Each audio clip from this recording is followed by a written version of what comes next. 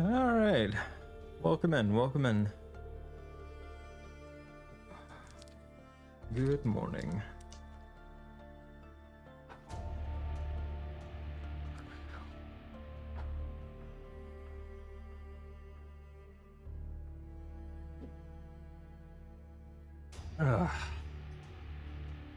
How's the volume looking? That looks okay.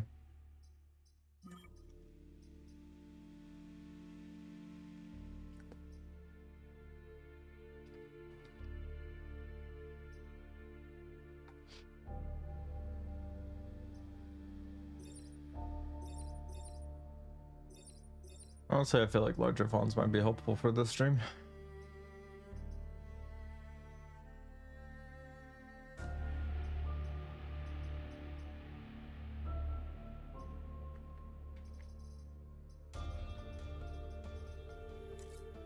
All right.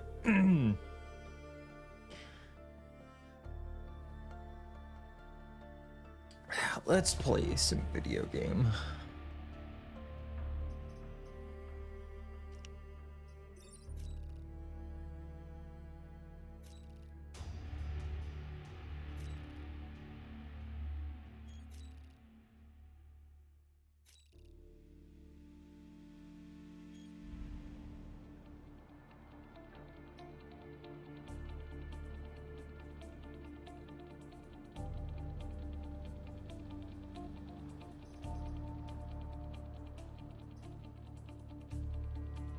Hmm.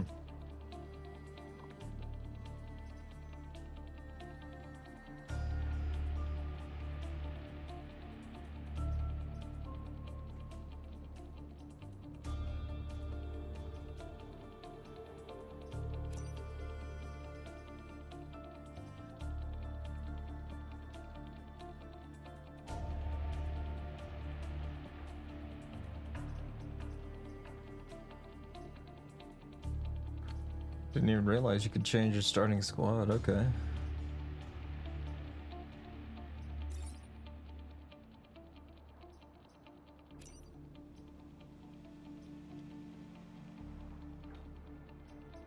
Since I haven't played it before, we're gonna leave all the advanced stuff off, and we're gonna leave the difficulty low.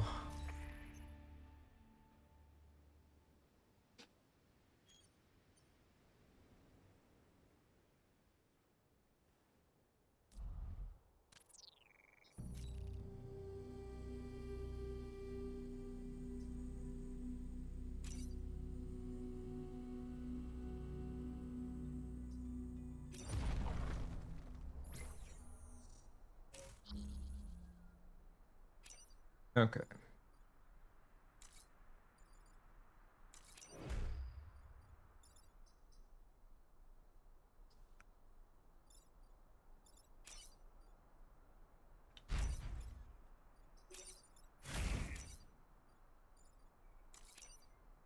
So I understand the basics, so.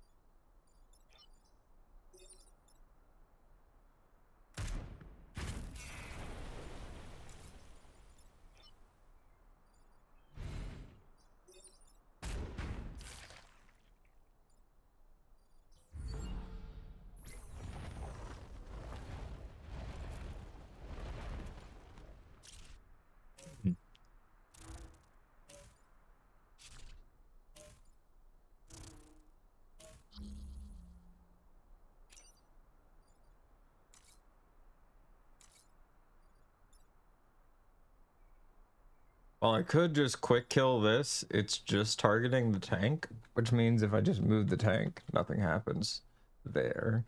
So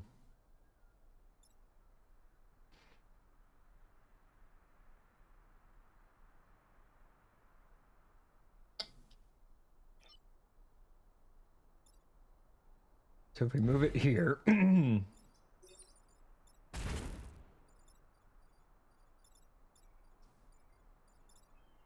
it doesn't hit that.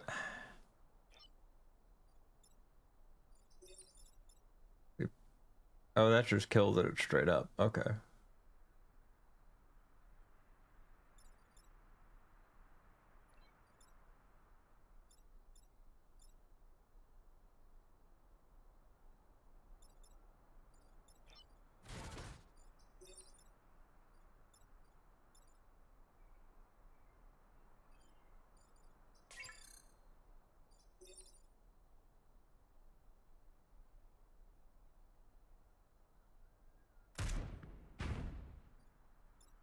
Yeah, it hits the tank, but that's fine.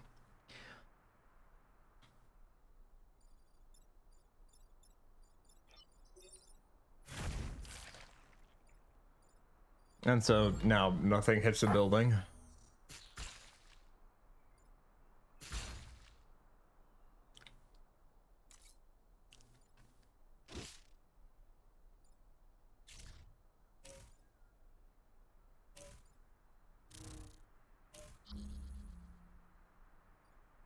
Well, at the very least.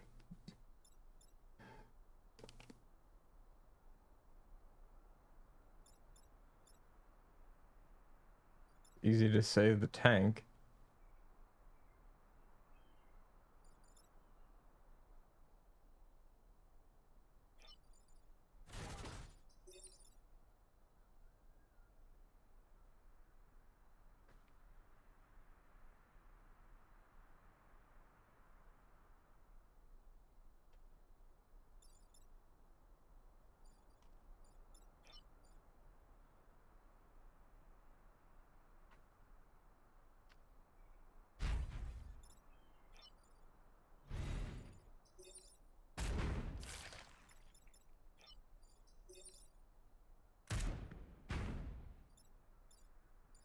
And then we shove it right back.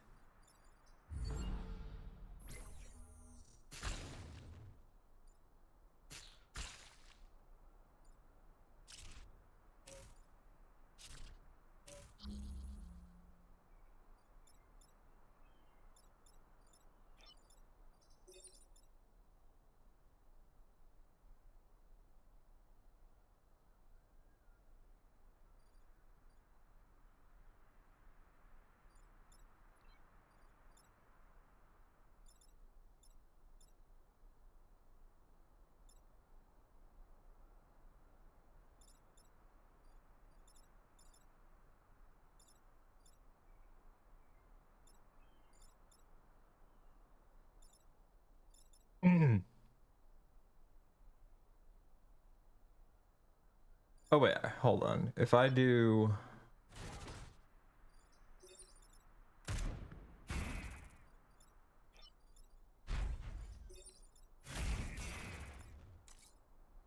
there.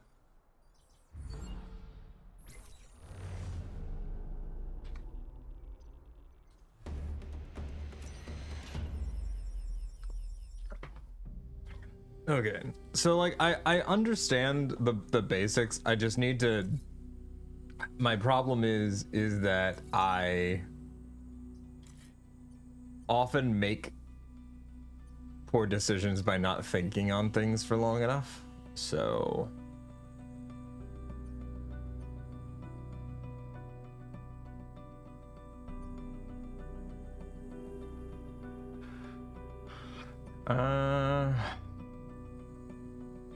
let's do Safeguard Valley.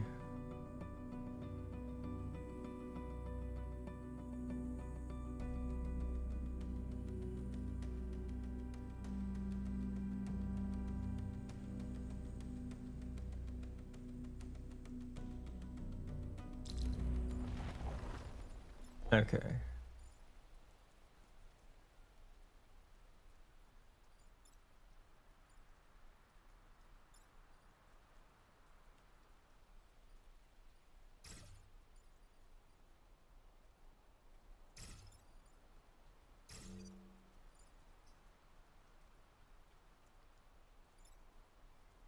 No, I need it to be start offset.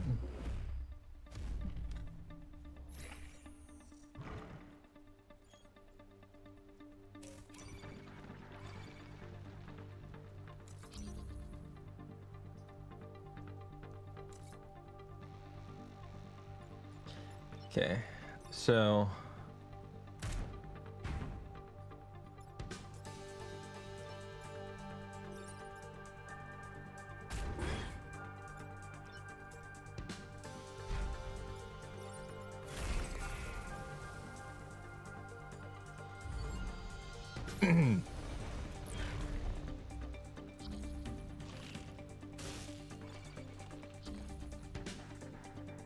okay, so this is honestly pretty easy. Ralph punches you.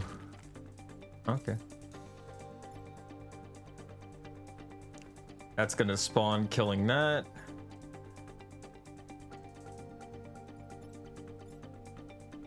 Honestly, I'm just gonna move the cannon mech into a better spot and the artillery mech into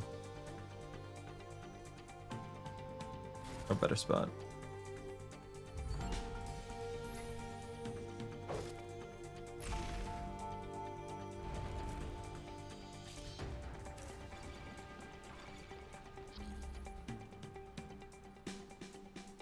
Okay, so sadly we can't get anybody on. Yeah, no, even with my best attempt at pushing, I can't push him onto the spawn tiles. So sucks to suck, but bang and boom.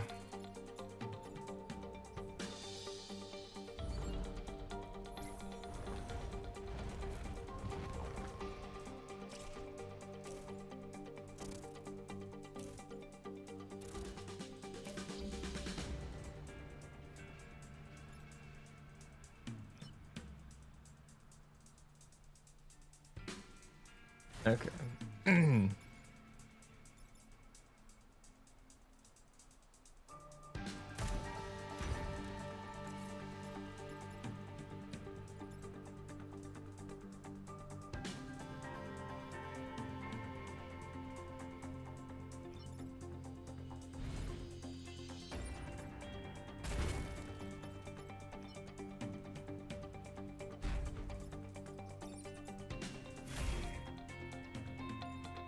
Now they'll just hit each other.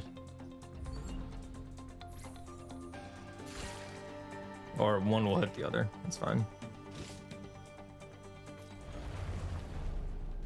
Ah, it escaped. God damn it.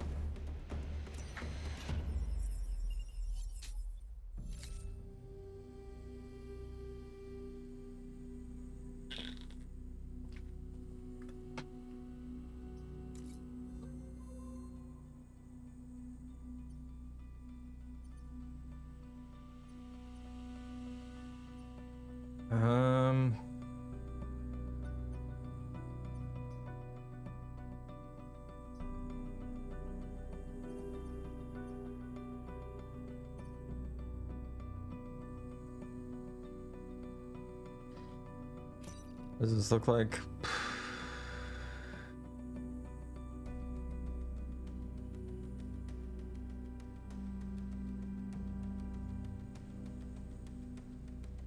It's a tough one, but I do want to get more corp rep.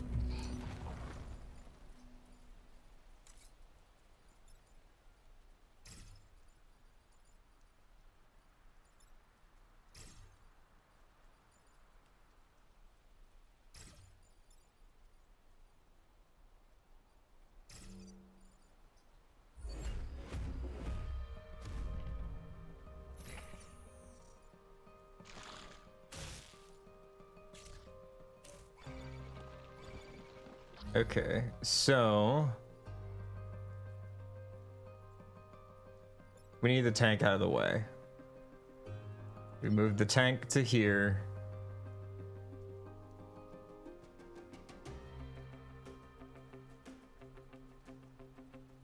Actually, hold on. How much can we move this?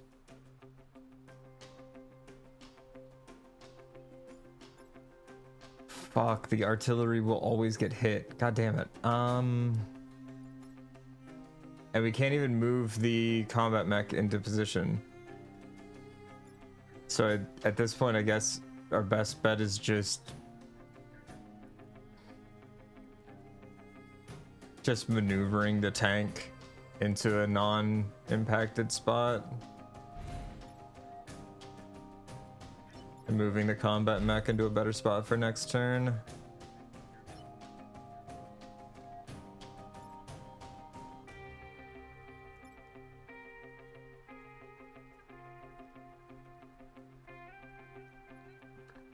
We leave the artillery there, so cannon mech to there, artillery to there, and then it'll get hit with the airstrike.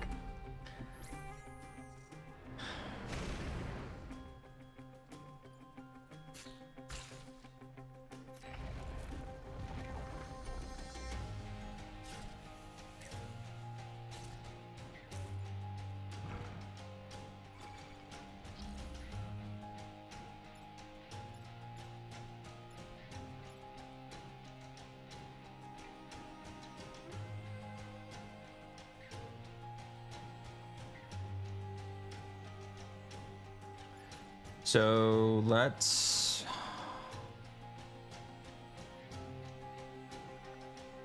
artillery mech to there.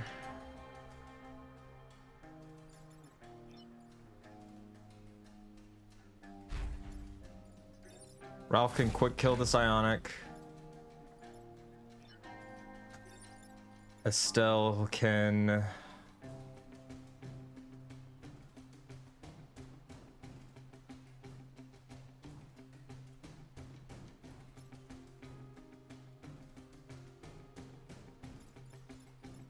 quick hit this bug and defend the city, and then the cannon mech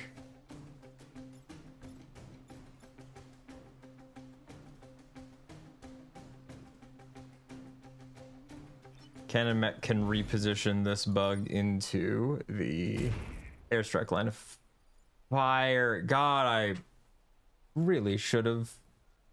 Yep, nope, this is what happens. All right.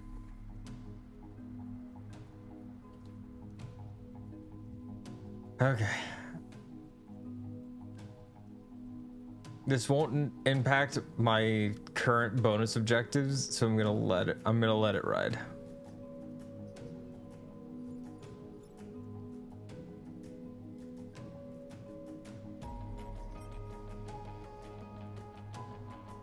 Okay, environment happens before enemies' actions. So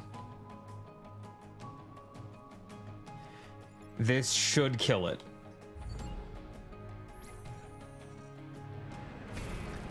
Okay, town saved. All right, so it's gonna reposition it there.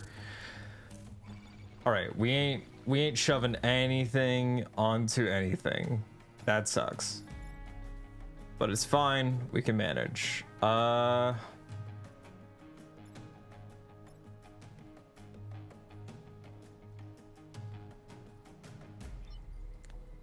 move cannon mech to here.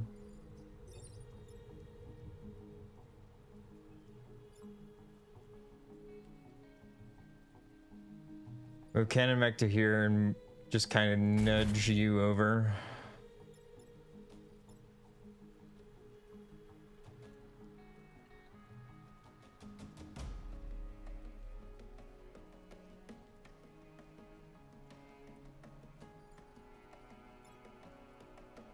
So wait, if it's here and it pushes, I get artillery to push this one to here and then push it to here. Gets hit with emerge damage. And it shoots in this line and hits the mountain, so we're safe there. Okay, so let's move Ralph.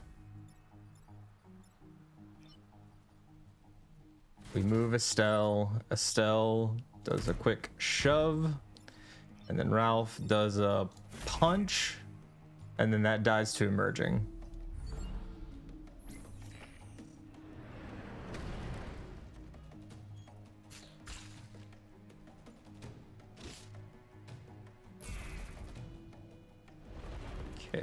So that's a web spinner. That web spinner is gonna target Ralph 100%. Yeah. Okay. That one's just dead from an artillery shot.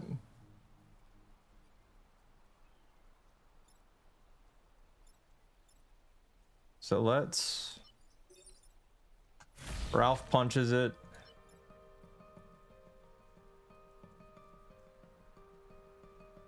And then Cannon Mech shoots.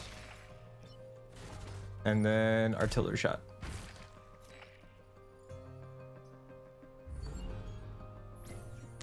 Boom. Perfect victory. Let's go. We didn't even have to reset. Let's go. Getting such good rep.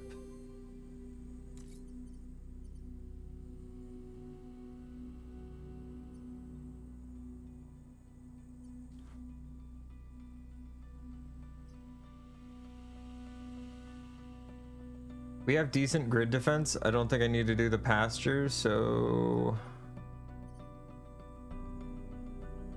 And both of these are effectively the same, so let's just... Hold on, let's look at the maps.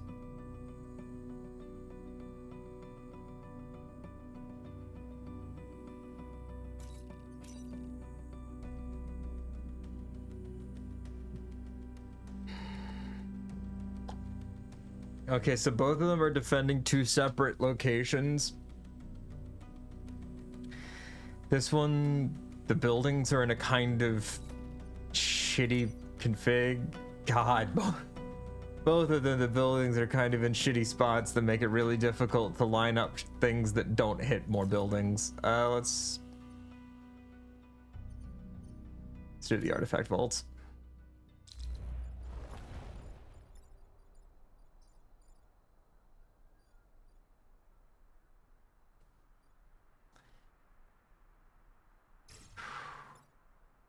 Cannon mech there, that there, and we put artillery mech here.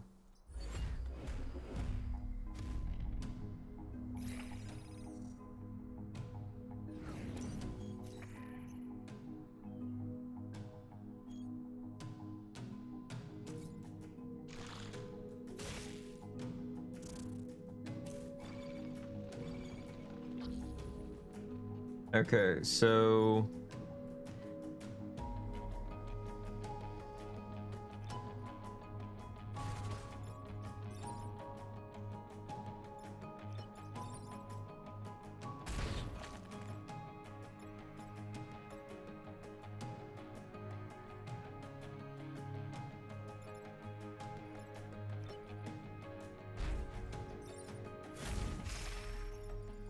that still dies.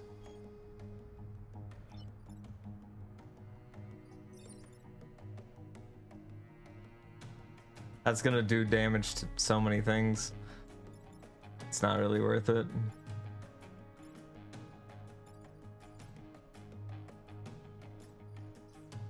I'm just gonna take that turn. It wasn't a perfect turn, but oh well. Ah, of course, a psionic. All right.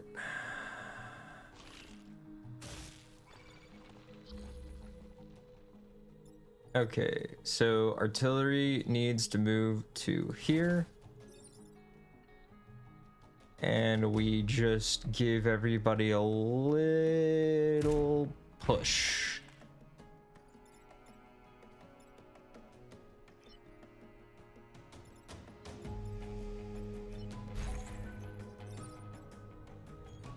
And give that a boop.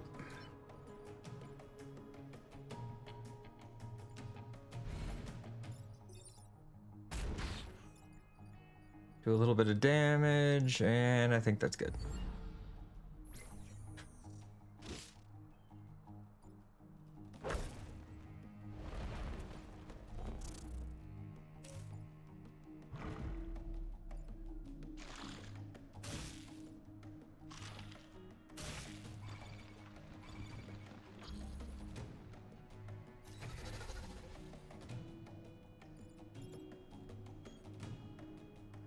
Okay.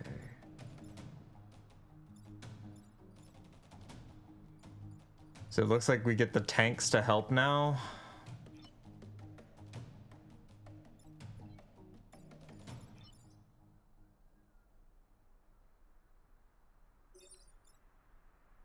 No damage, just push. Okay.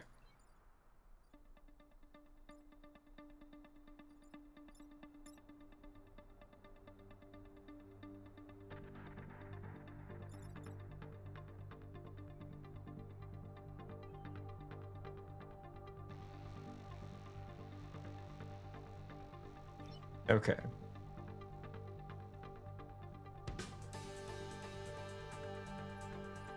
First things first.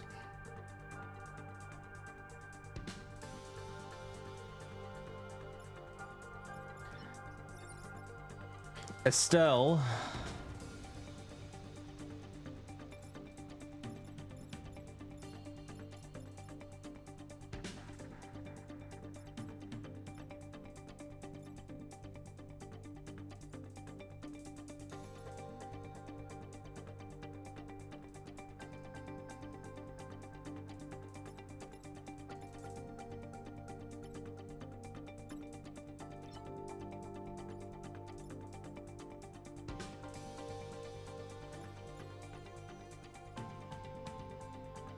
Okay. Trying to figure out the best way to get around this. So.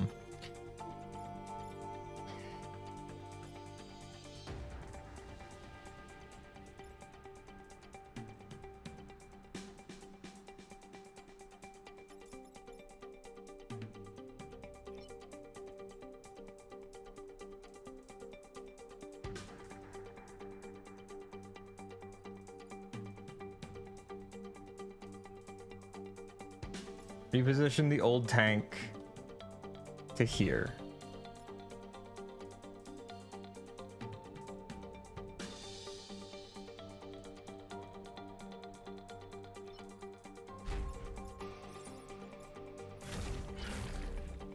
That lowers their defenses. Oh, that actually kills the... Okay, so the damage holds. All right, that's actually...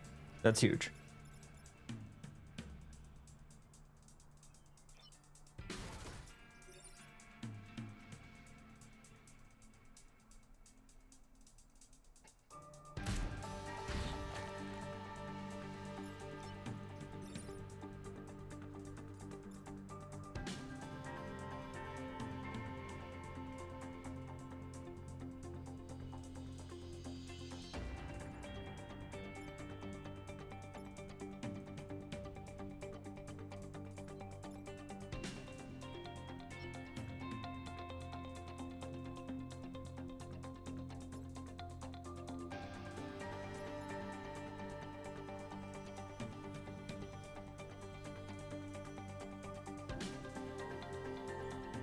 Trying to figure out if there's a way that I can push one into hitting the other.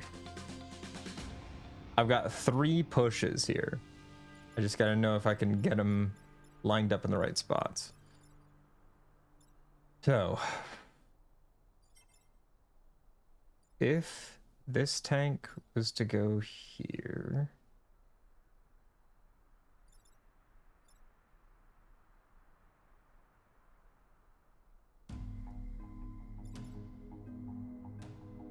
So this one's stuck in this line. So with this push,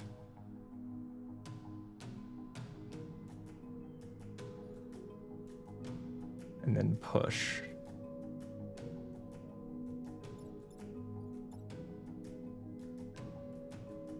Ah, damn it. That's...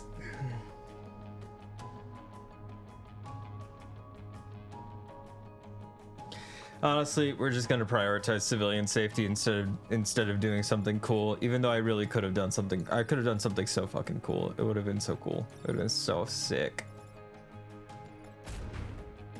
Didn't mean to do that, but that's fine. Fun pushies, yay!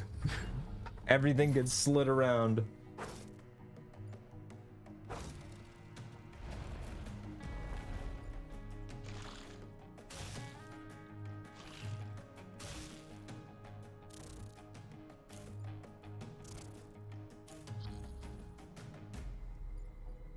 Okay.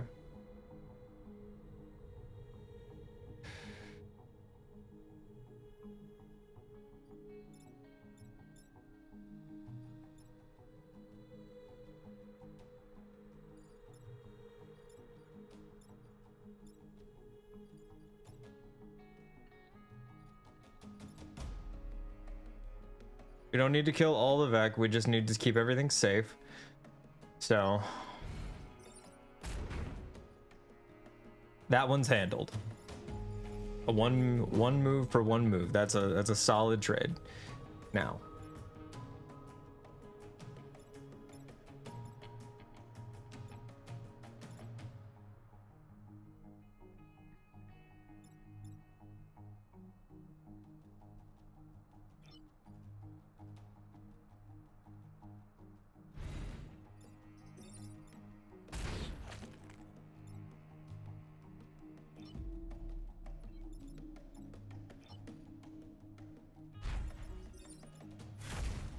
Bug is dead.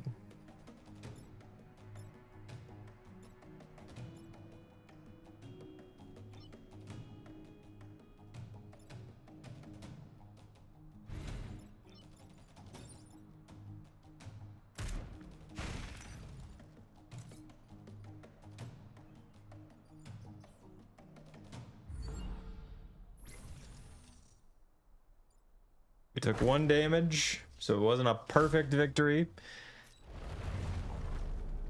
But we had no damage to the cities, and we completed all objectives and got the time pod.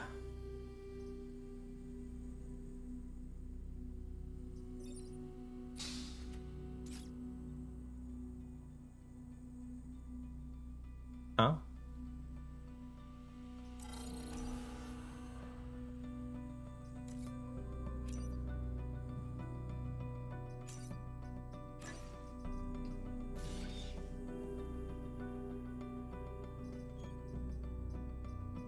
Nice.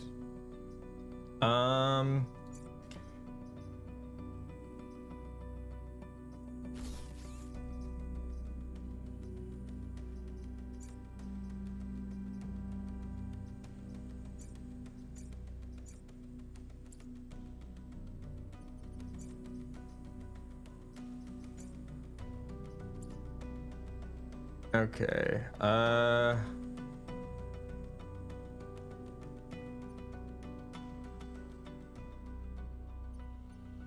We don't need power for the power grid, so let's just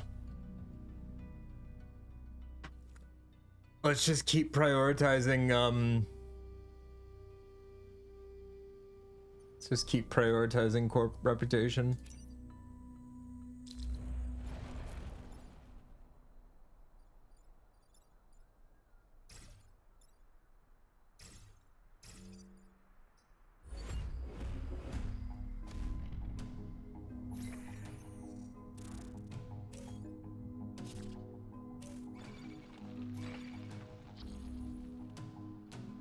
Okay.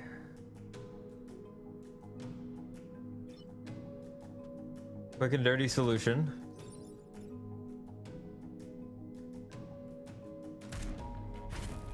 Everybody moves. All right.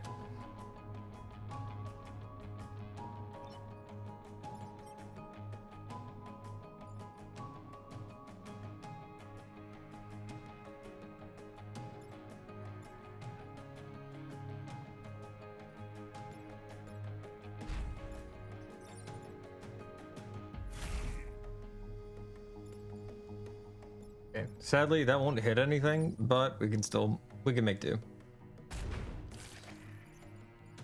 All right, so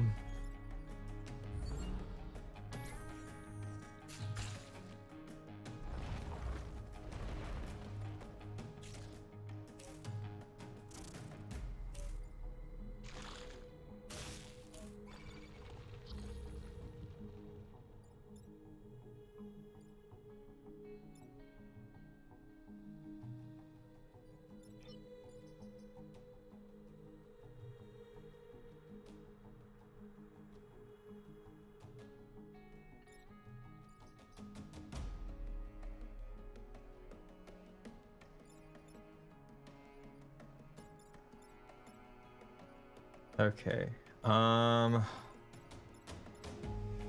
That thing dies to 1 hit, so we can at the very least just fucking, worst comes to worst, we bop it with the artillery.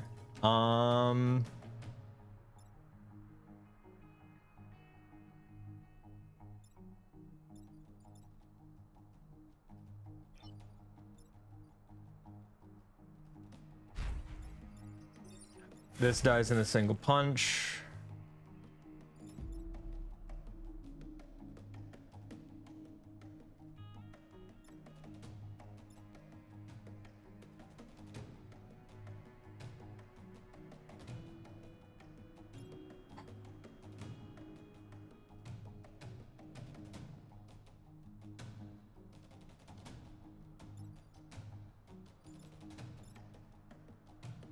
I gotta have Ralph deal with that. Because the artillery is the only one that can reach this scorpion in time. Alright, so we're gonna...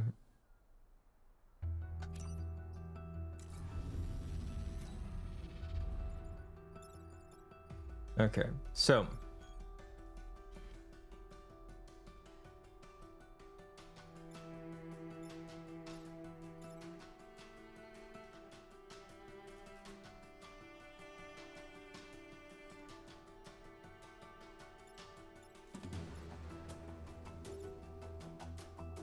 It can't reach the bug. Shit.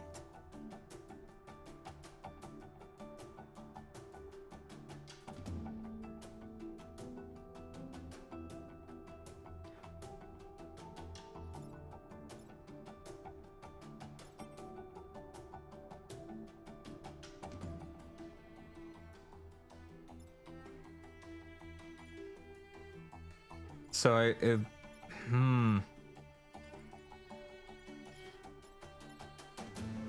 yeah, they got us. That's a real fucking solid dilemma. Okay. Yeah, because the tank is in a terrible spot. Shit. Tank is in a terrible spot. It can't hit anything.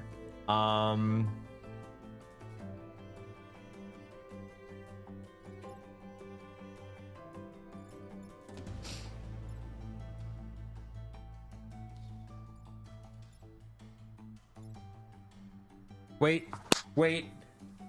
I can sack. I have to sack a damage, I think. How much damage does the rocket launch do?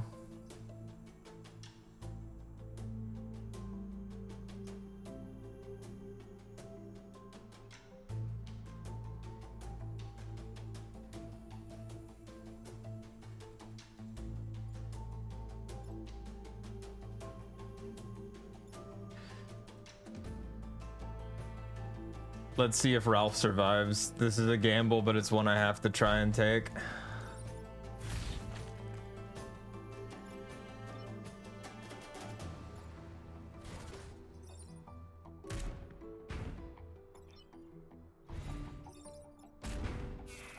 It's the only one that doesn't result in any non-mech getting hit.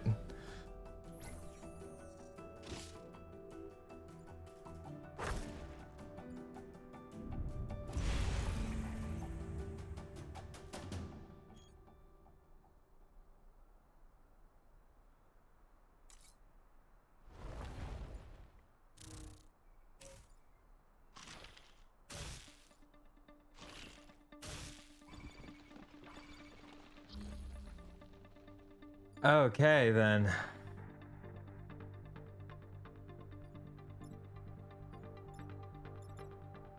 That was rough.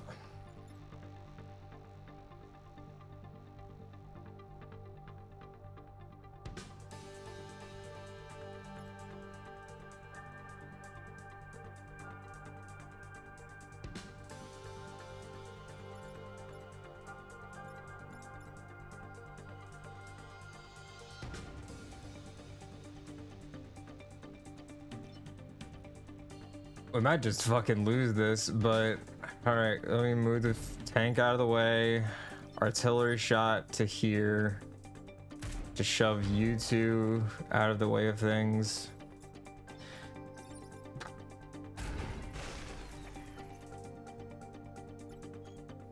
God damn it.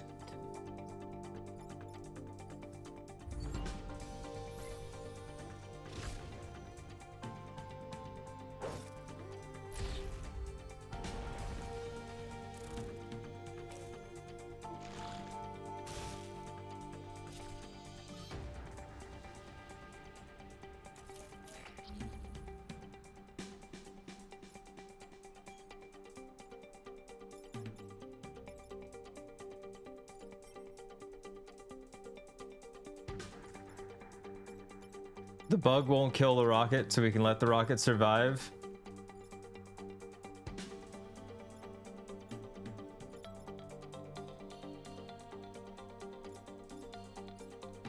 And I just get to make a choice. Well,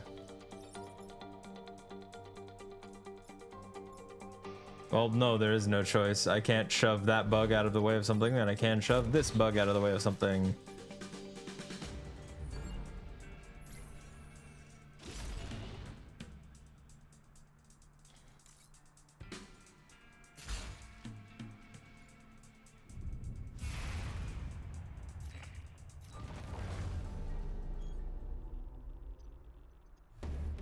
Oh, that one was rough. Okay.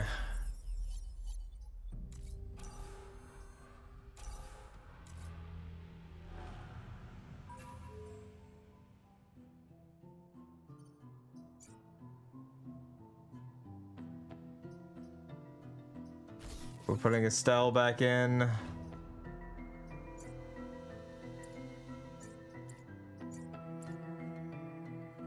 God, alright, that was fucking rough. Alright.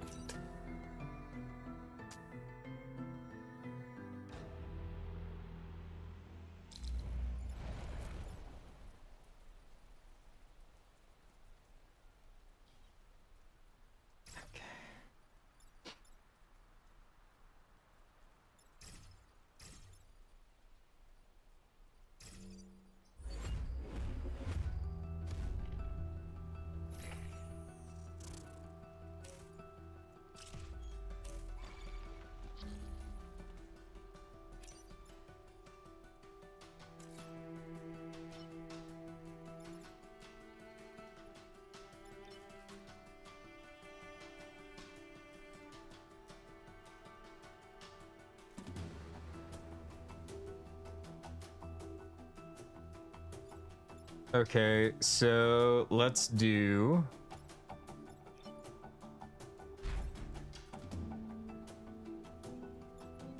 Oh no.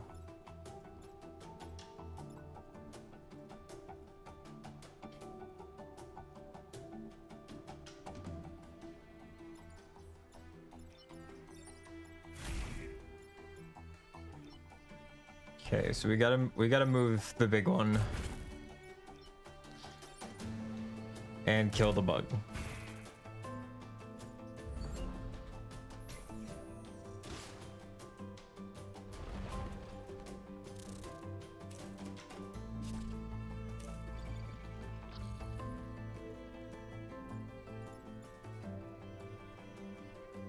Okay. We need to do some real damage to the big bug, so we're gonna hit it hard there.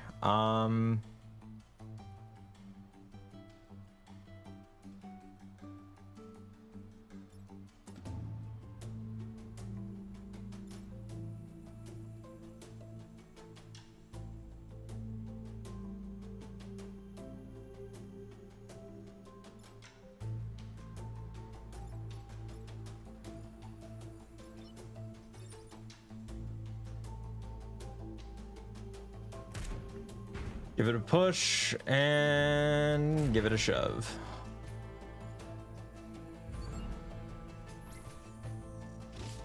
We're gonna get one to spawn, but it'll be fine.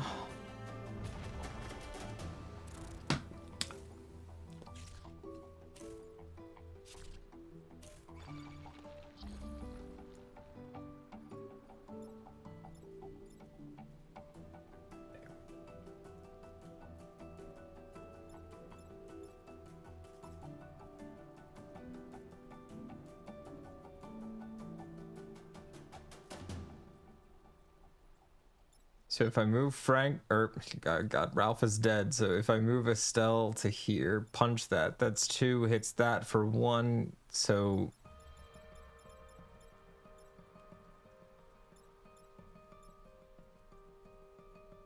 and we can just use the cannon mech to push. We just need to use the cannon mech to push the big guy over here. Okay, big guy's pushed. We're good. Now.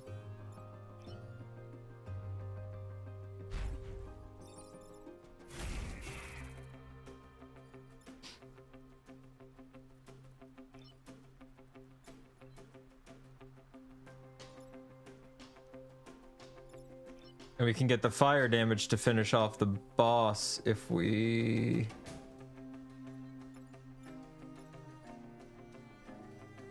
Units cannot attack in water. Okay. Sad. All right.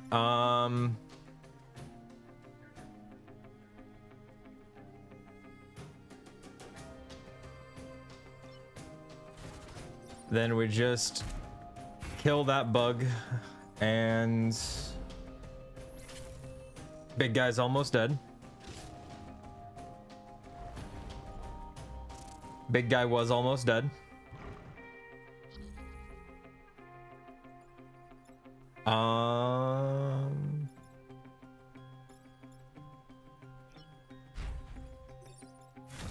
Estelle can kill the cleric.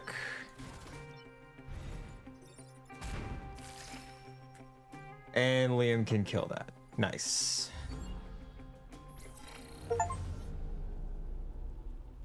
All right. Sucks that we lost both of our 2 specialists on this island.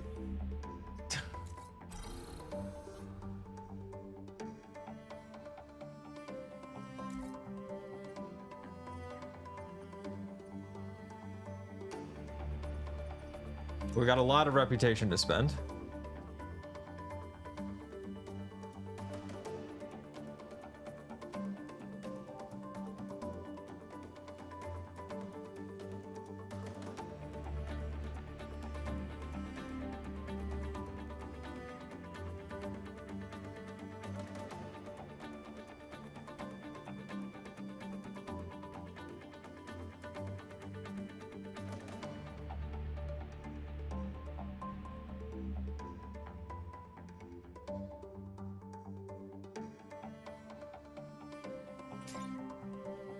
Grab that.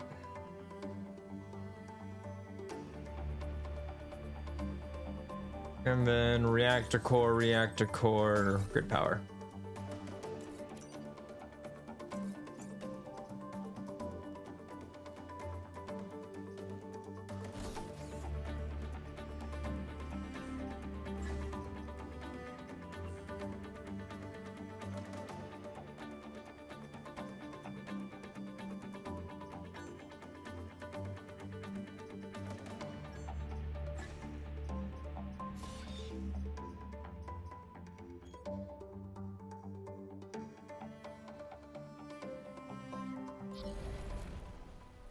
So what is...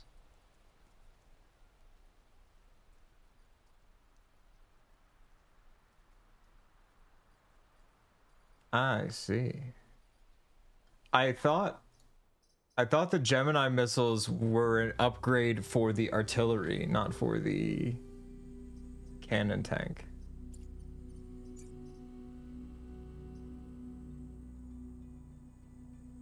We'll keep that in storage now. For now, then.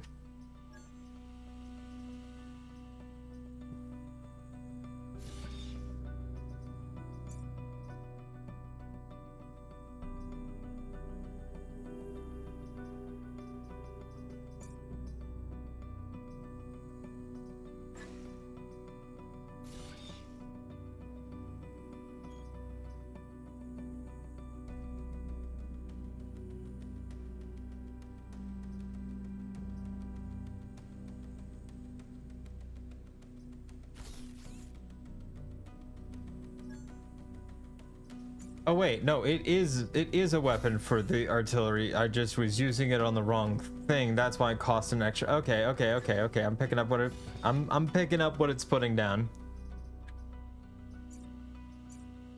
All right.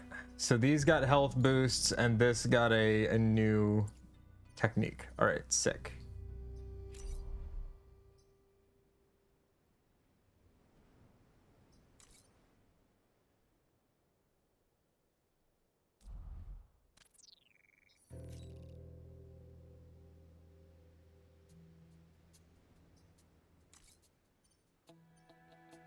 Okay.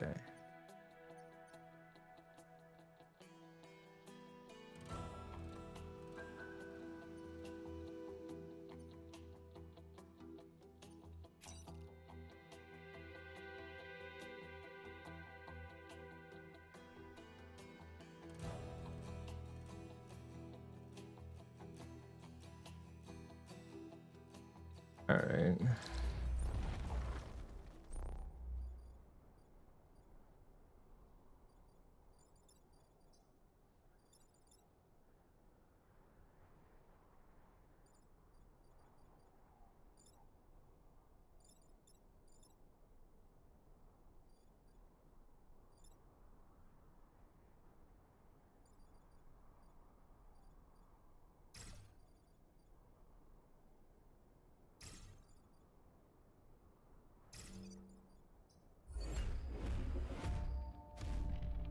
All right.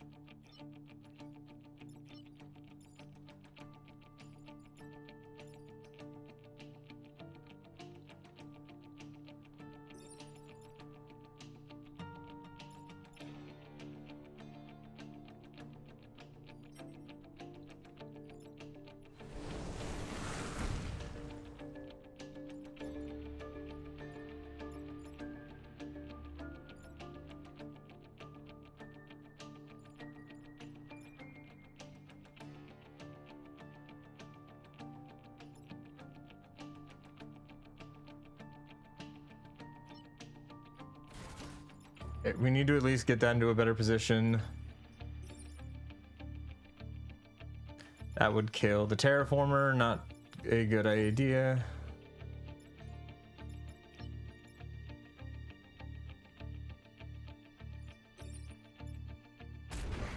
Give that a little cannon mech shove. And wait, can we now?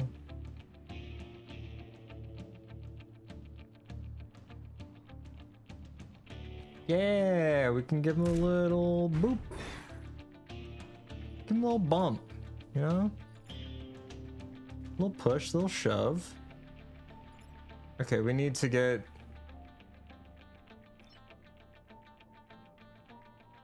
We need to get big guy out of the blast radius.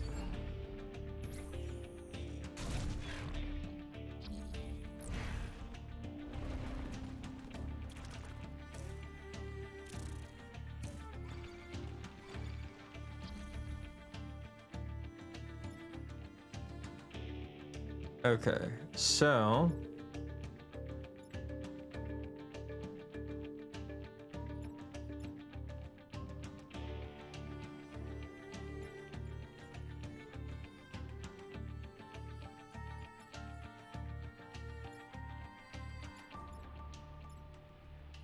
okay, so the terraformer can kill. Honestly, I want to save this direction for the terraformer for right now. So let's move.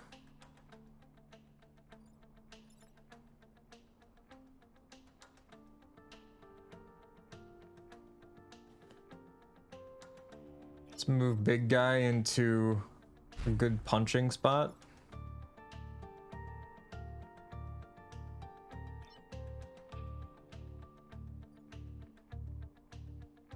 Get the cannon clear of the firing line.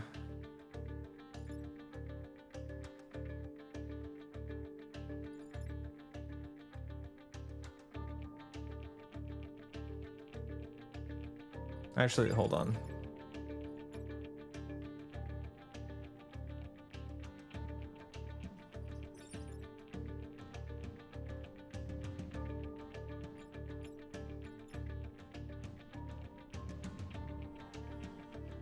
No, he'd still charge the buildings.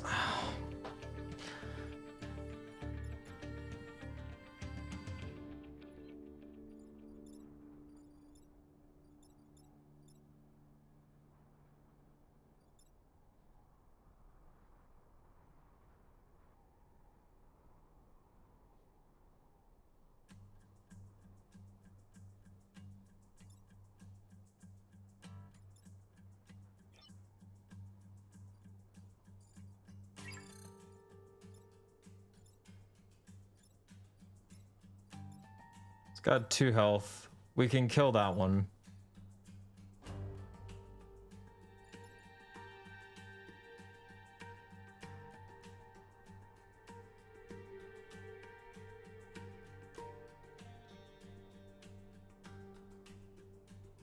We need to terraform a direction. So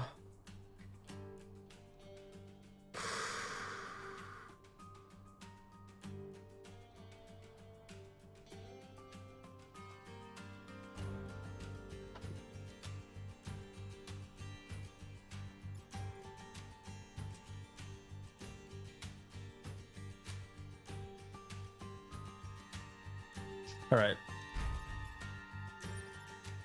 Mech does punch. Terraformer terraforms this direction.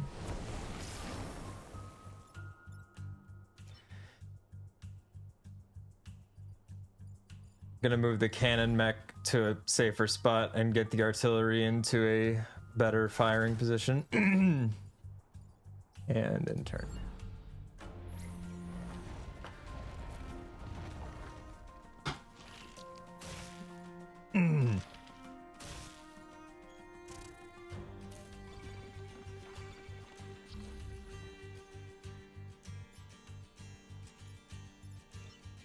Sick. Okay.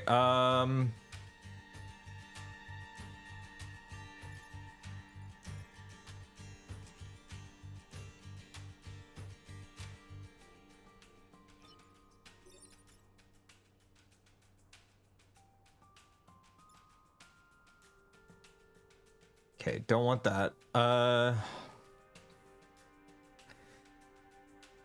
take 1 damage for a shove.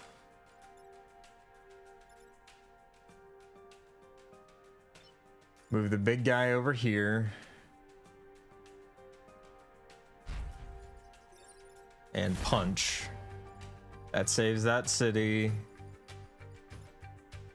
And gives Terraformer room to wipe the board.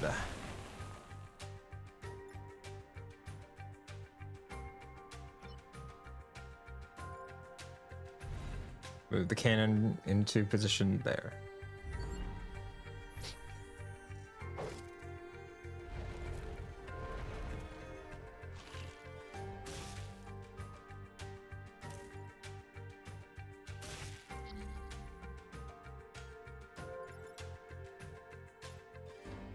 Okay, so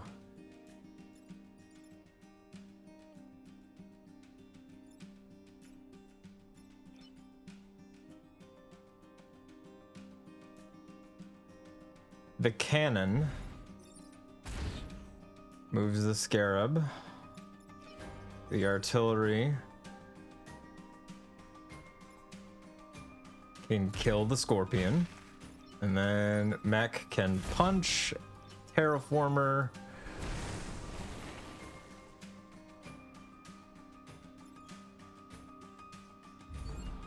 solves the problem.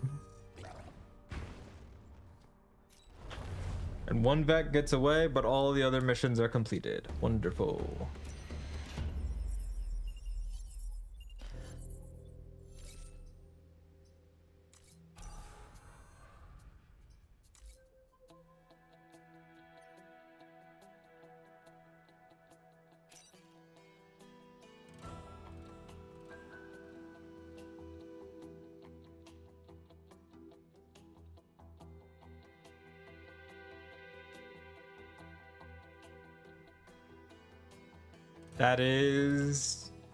That looks very difficult, but at the same time, I really want to try it.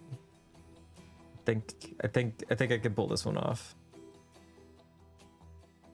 Might be a little tougher than the others, but what's the worst that can happen? We already had a mission where we just sacrificed 2 specialists to the void, so.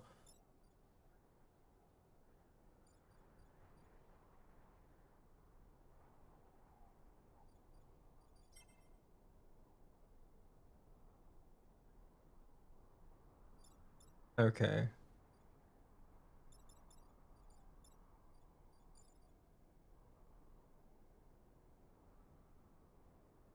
Gotta defend the train.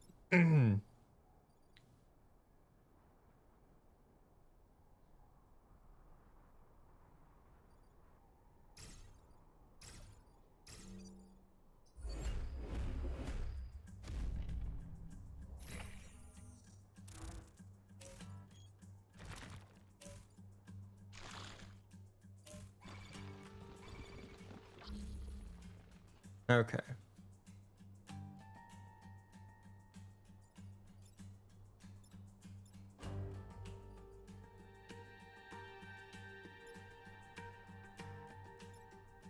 I need to move this bug to here, and I need the artillery to be out of the way for that. I could put the charging beetle into the water.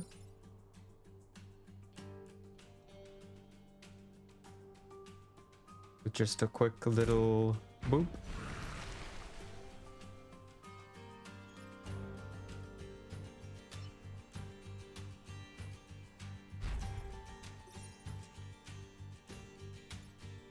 Up, no, wait. We need the punching guy to move that.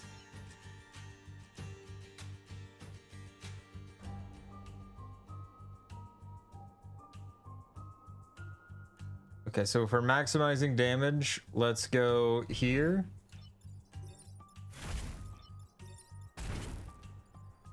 And there. We'll deal with the Scorpion when the Scorpion becomes an actual threat. As of right now, the Scorpion's kind of sticking off to his side.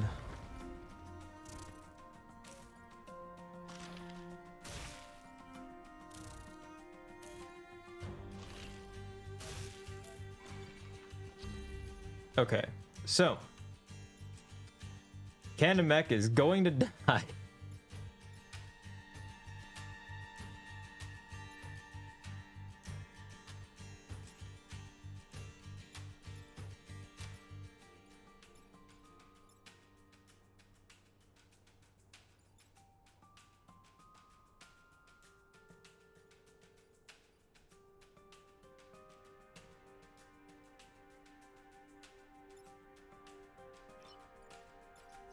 So if I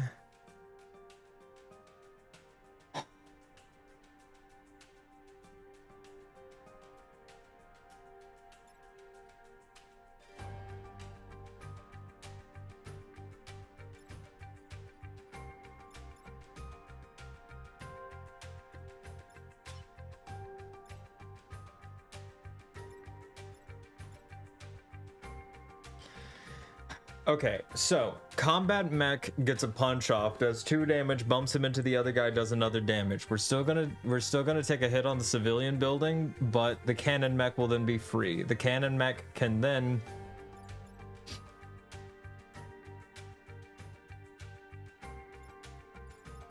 we gotta get the defense lab open, which means we need the cannon mech free so the cannon mech can shift to here and shoot there. So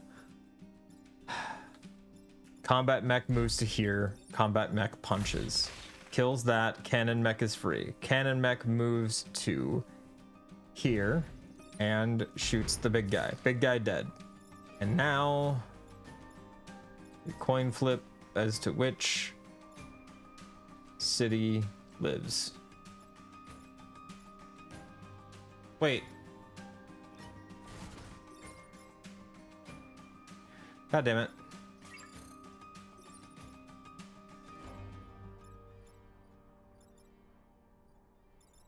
Of course it pushes them both in that direction.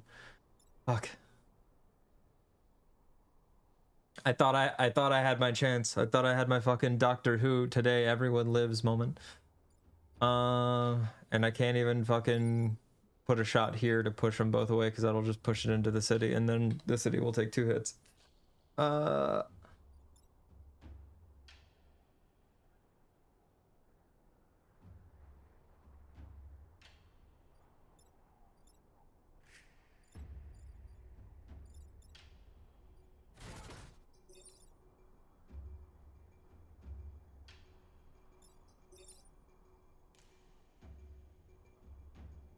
Okay. We guarantee Scorpion death. That's about the best we can look for here. We're gonna take a grid hit, sadly.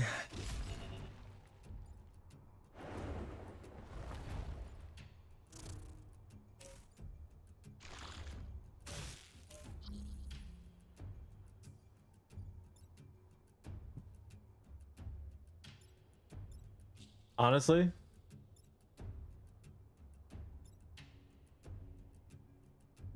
this is fine. we still complete all our objectives.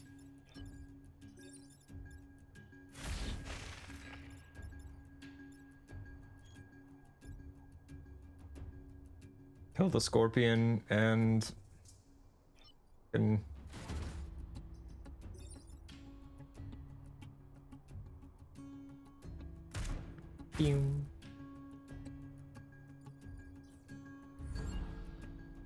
the Big Mac doesn't even take damage because he's out of the way. And the train made it research station safe. Fuck yeah. All right.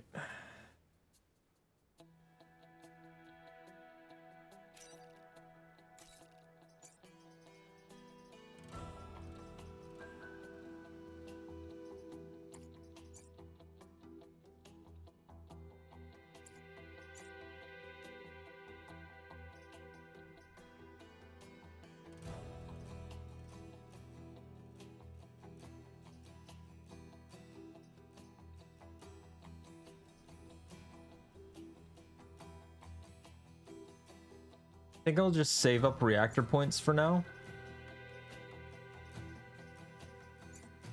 See what kind of stuff we get at the end of this.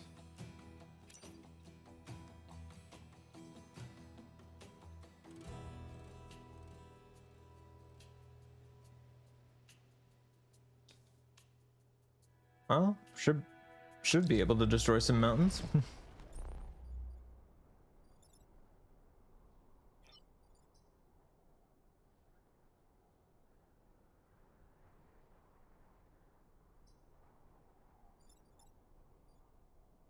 Okay, so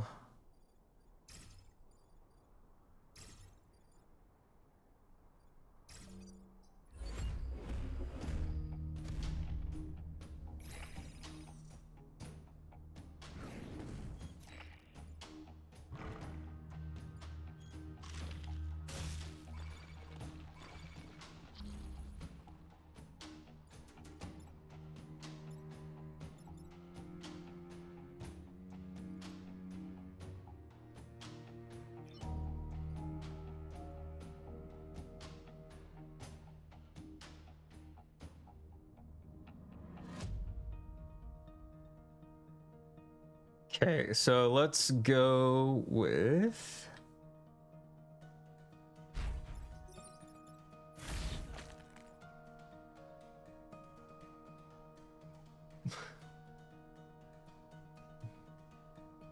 quick punch there. The Blast Scion. The Blast Scion isn't really doing anything, so I'm gonna ignore him for a second. Get rid of a couple mountains while I have the time to just, you know, get rid of some mountains. There we go. Objective complete.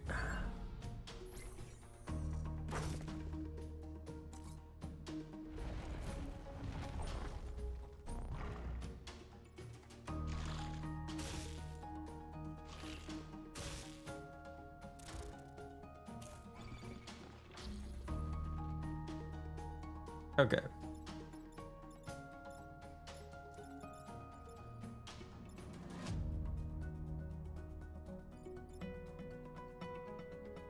All right, and so now the Blast Scion has to die.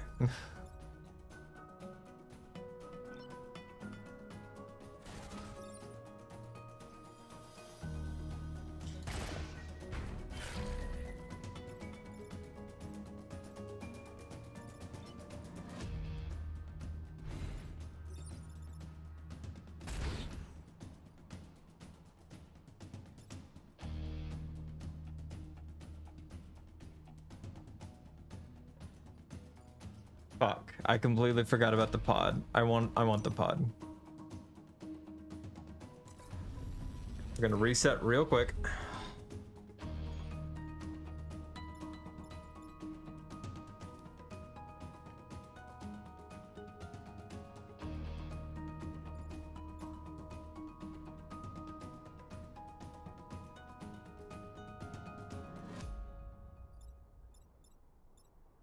I will accept damage being taken by my big guy to guarantee the pod.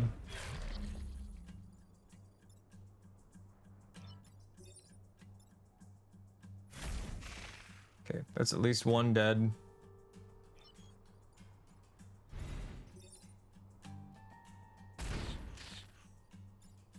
Yeah.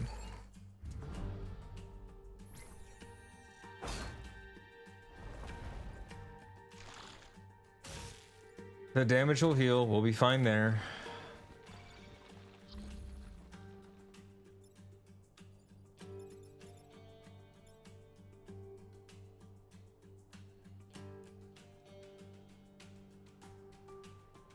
Okay. We need the charger moved. So we're just gonna adjust him real quick.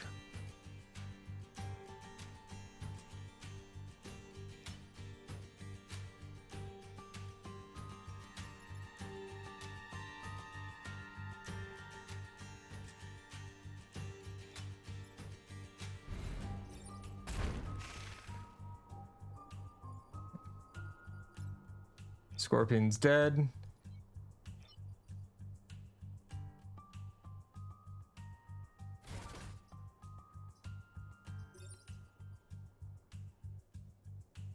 Don't need to move him.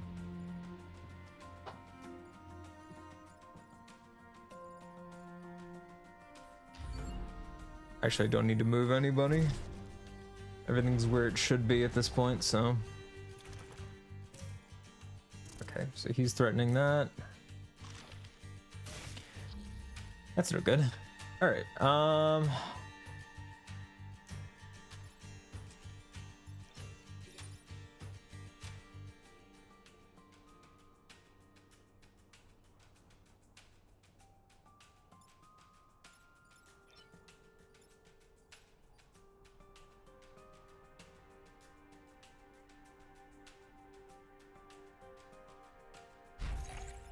Estelle can't really get to anything else here, so.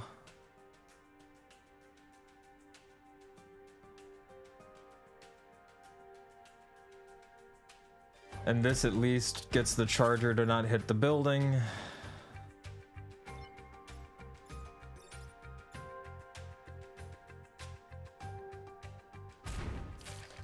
And we completed our objective.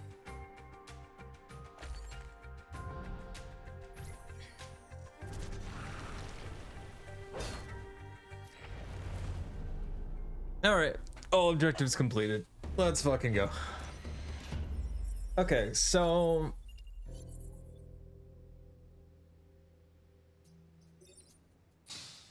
what was in the pod?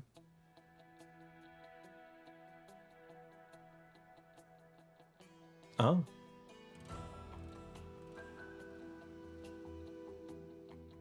Okay.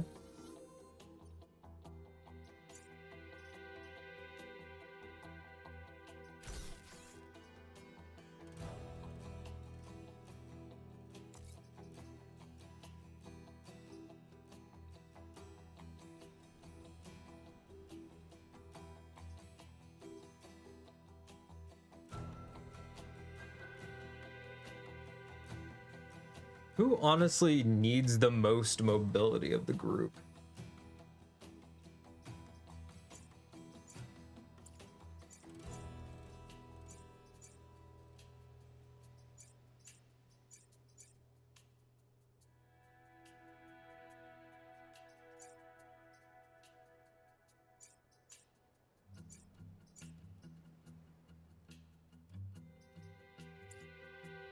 Honestly, yeah. Let's.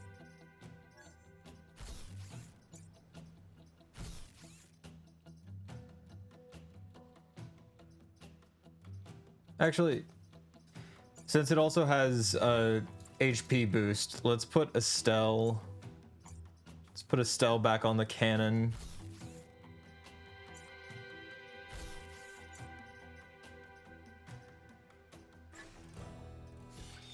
And put Prospero on the combat mech.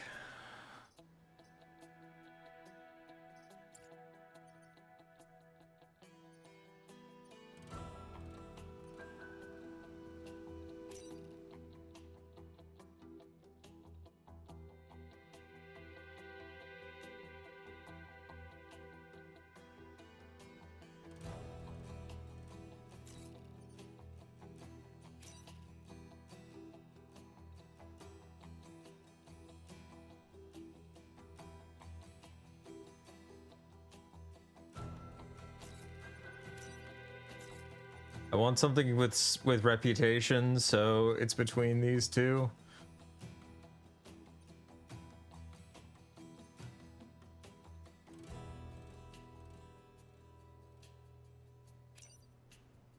Let's just do Blast Garden.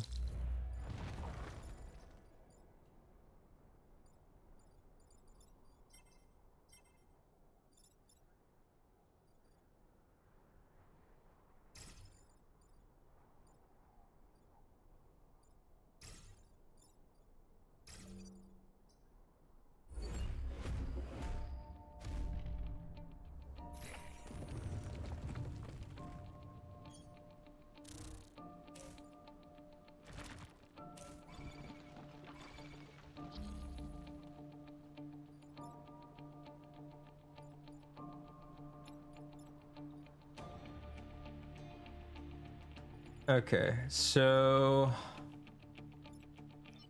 first things first, adjust you.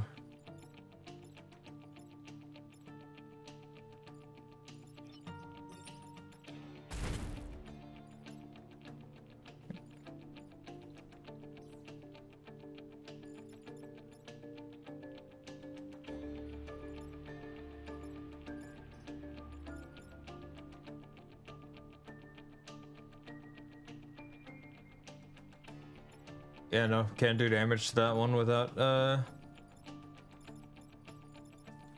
damaging the artillery, and at the very least,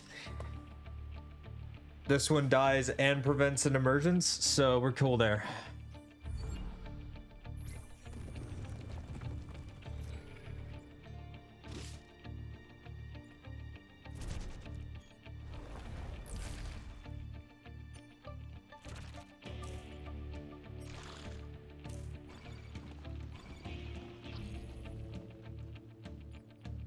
Okay, so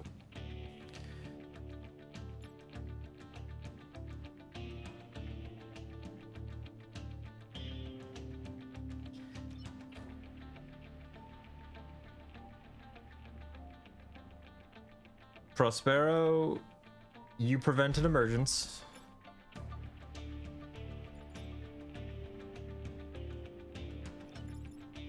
Cannon Boy, you're going to sink the bug into the water next turn.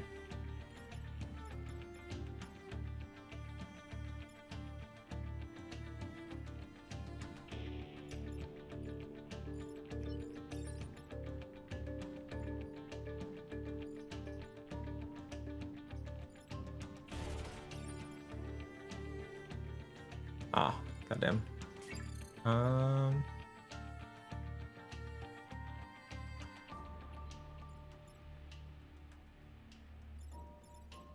He's gonna die anyway.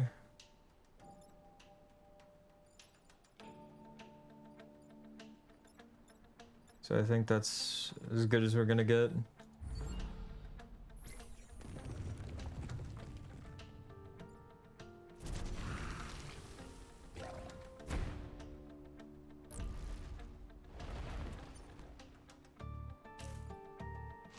I feel like preventing entry should count as kill, but you know, whatever.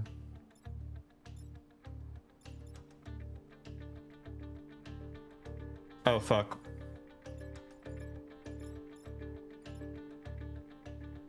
Oh, fuck. Prospero's stuck.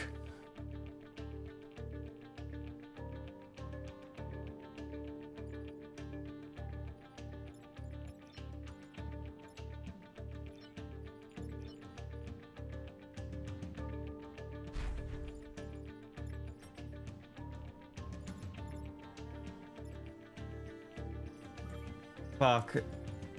I'm gonna lose Prospero. God damn it. I should have seen that one coming. Fuck, that's my bad.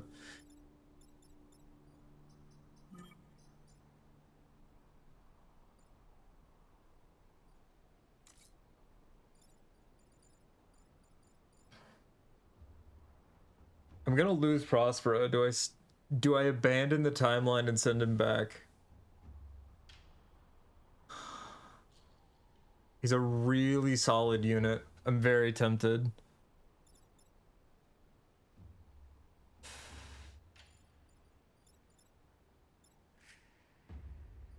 Yeah, because he's gonna fucking die.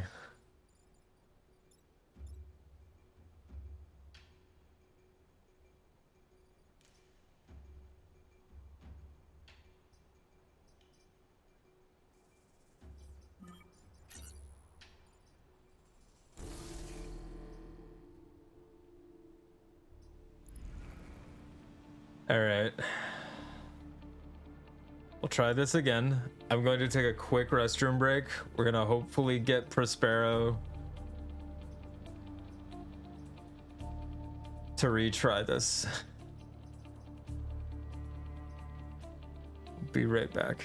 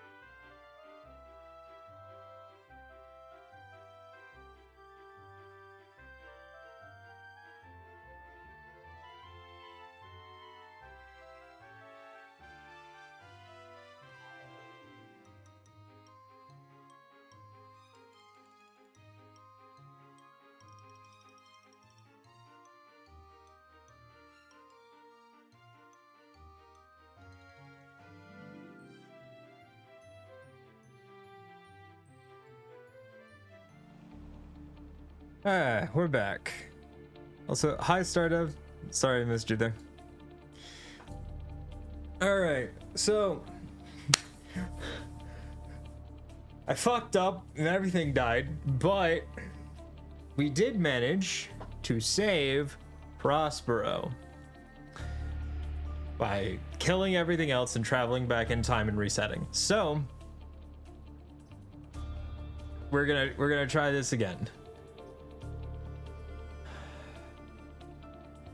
Prospero's got this. I believe in him.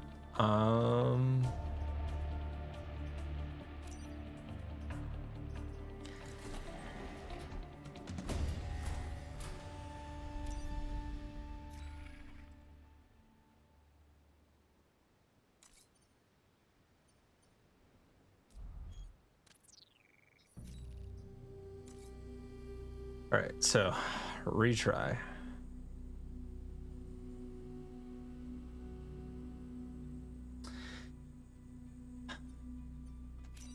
We'll do another tank mission.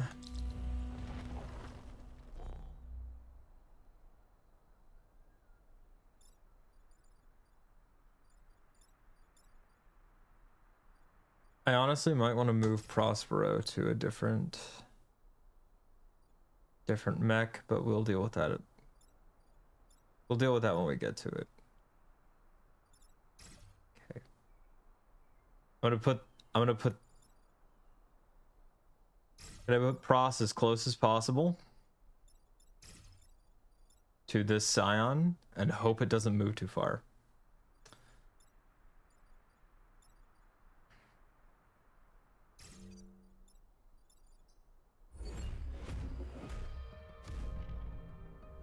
Okay.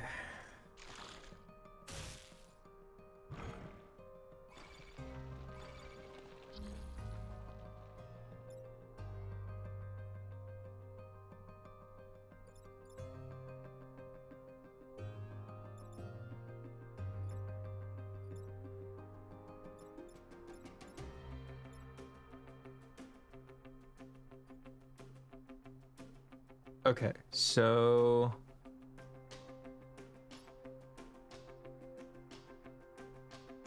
all right, let's do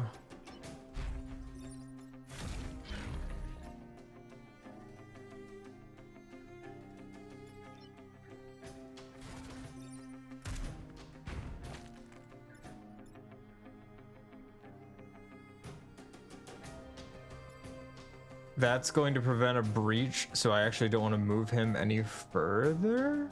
So we're just gonna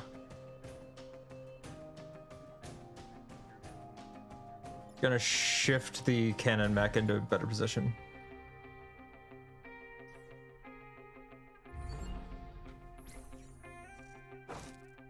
We don't want to knock the Scorpion into the other tank.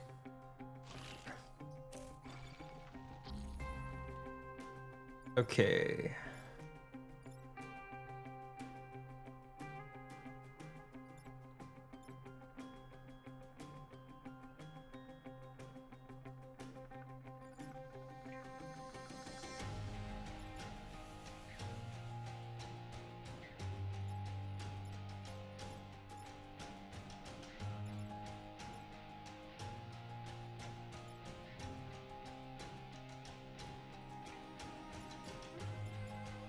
Okay, so that punch will kill the Scorpion.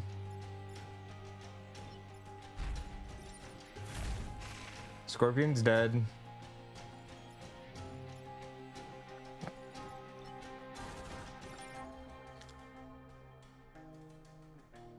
The artillery will adjust the Scarab into blocking an emergence.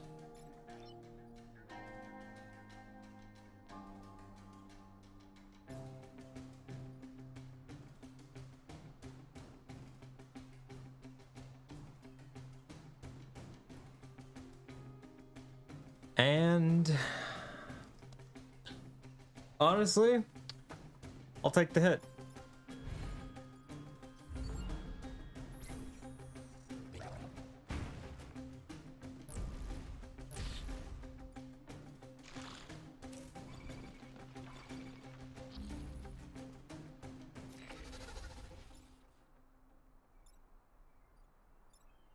Okay.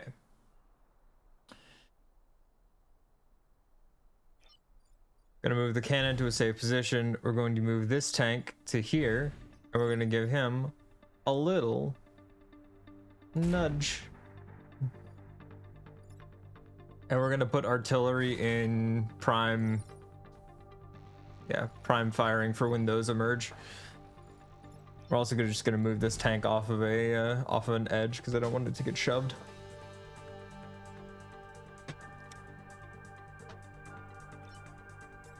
And you know what? We could prevent a spawn. Let's just prevent this one.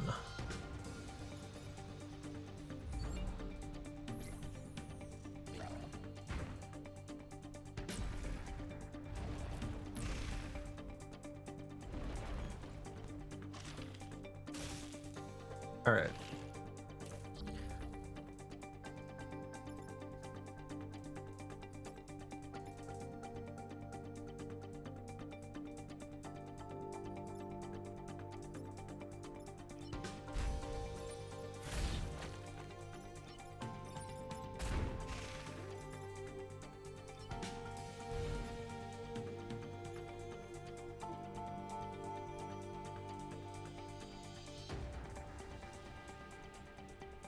Can I get this scarab to water?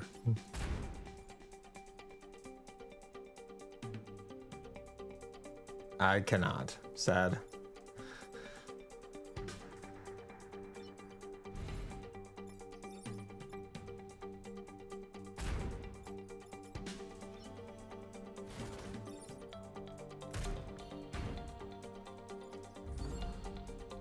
But we'll get it as far away from everything else as possible. All right.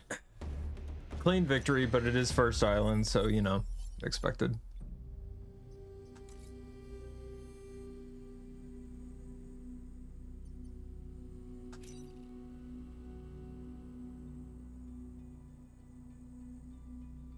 All right. Do not kill the volatile Vec.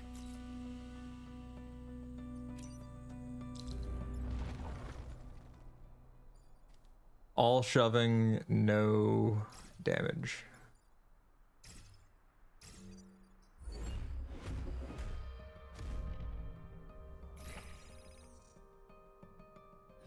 Ooh, a pod.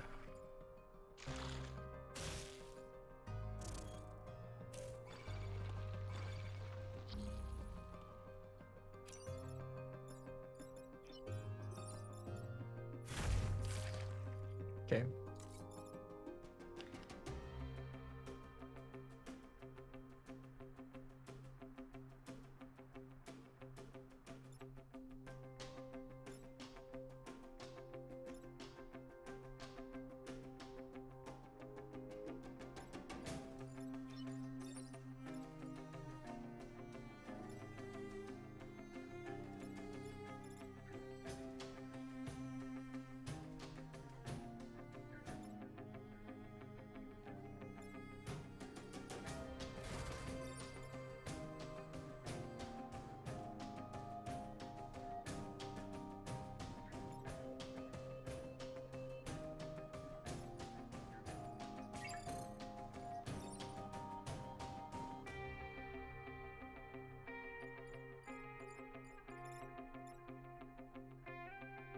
I want to get that time pod.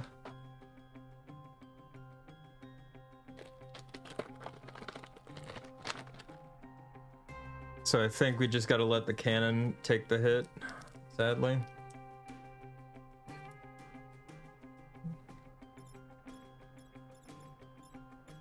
Well,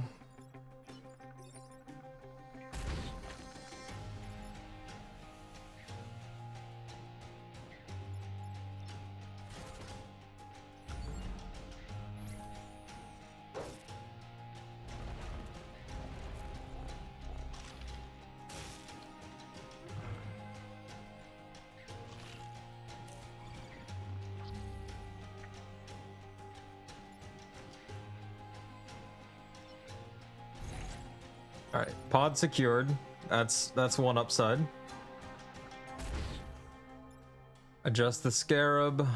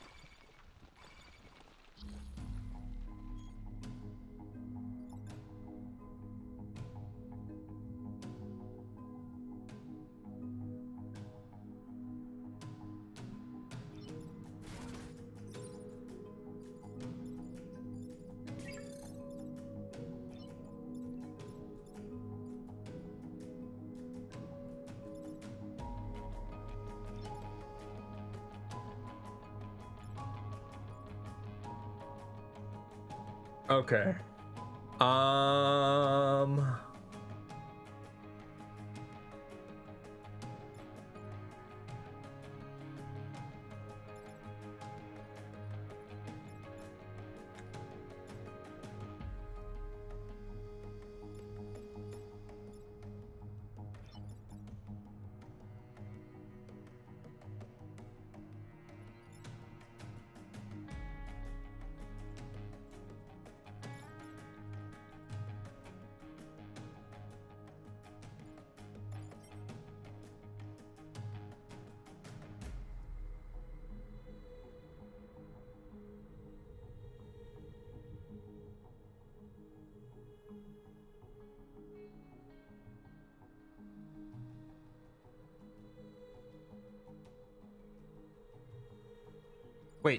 Wait, I know what to do. All right.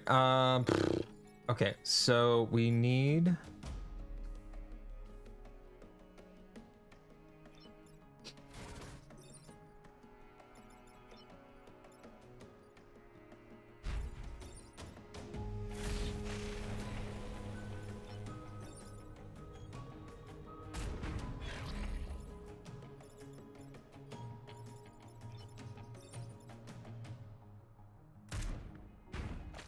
Won't kill the volatile one, but because of the attack order, the volatile Vec will hit the scarab and kill it before the scarab hits the coal plant. And if I'm wrong, I'm gonna be pissed. It didn't do it. All right, we did it.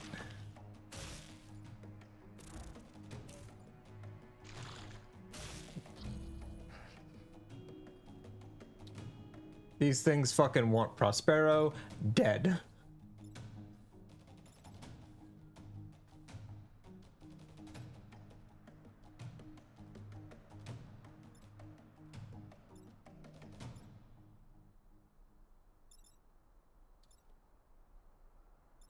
Can't hit the volatile Vec with anything, so let's just kill you.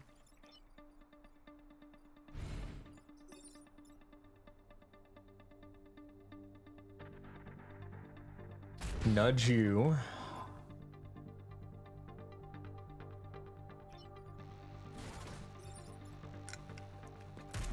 And just boop you over there.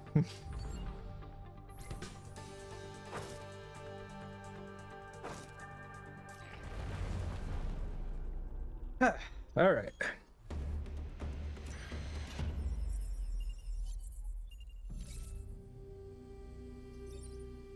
What's in the pod?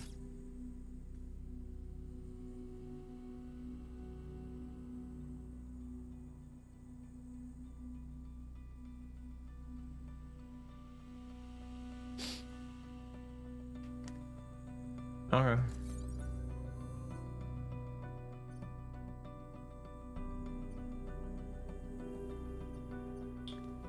I want those reputation points.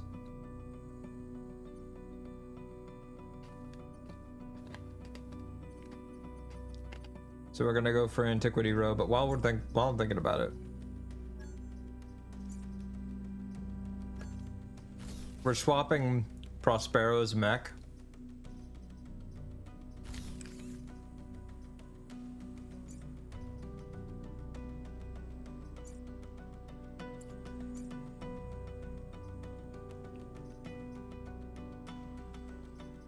We're gonna hold on to that because I think I might just want to trade that for reputation at the end.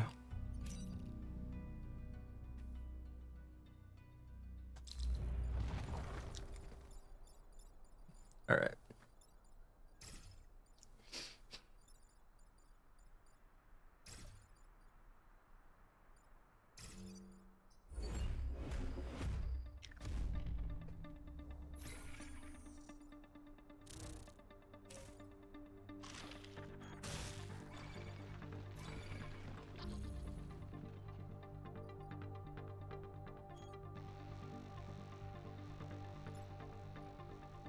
Okay.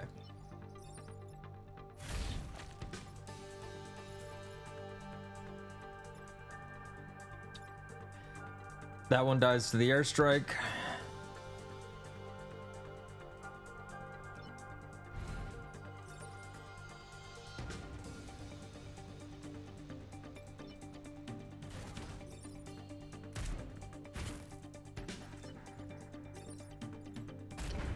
And that one dies to me.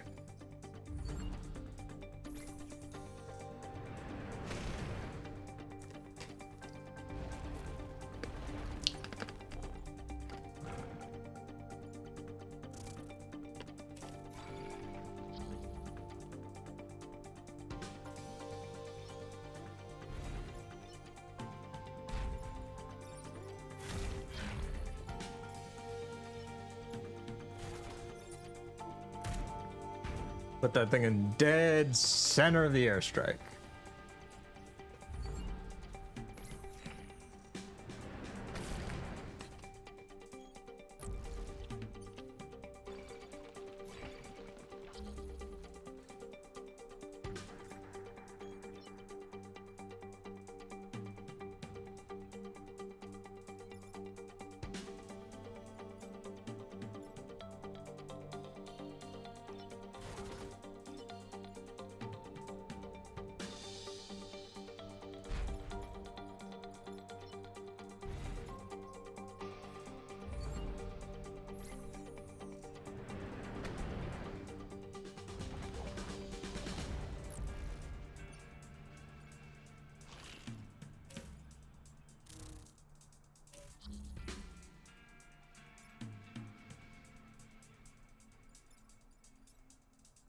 All right.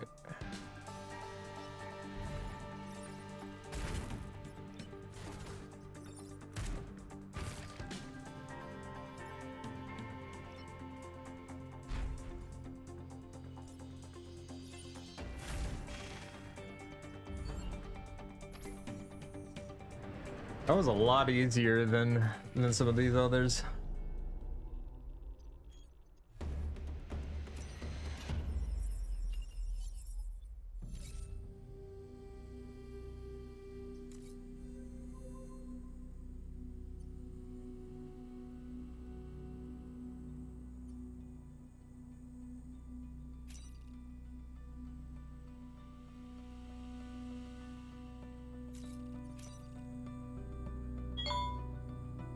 Let's go with this.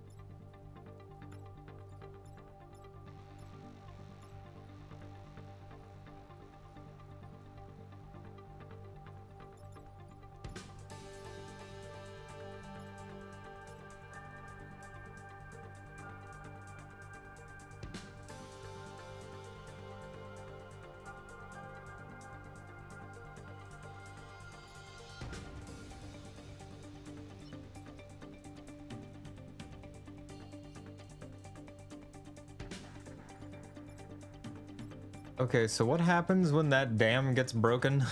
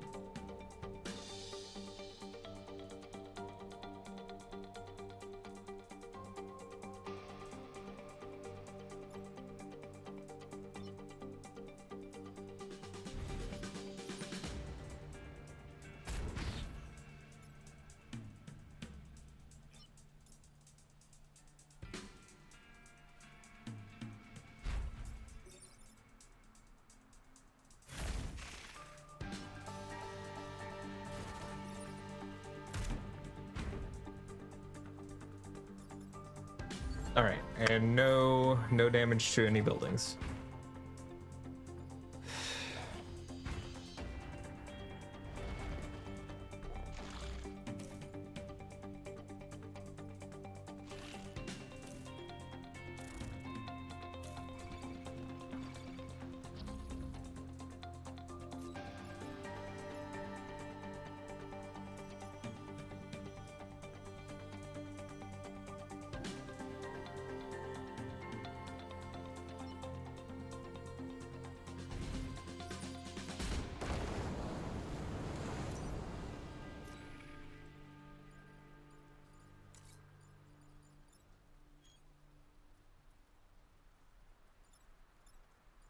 Luckily, Prospero can fly.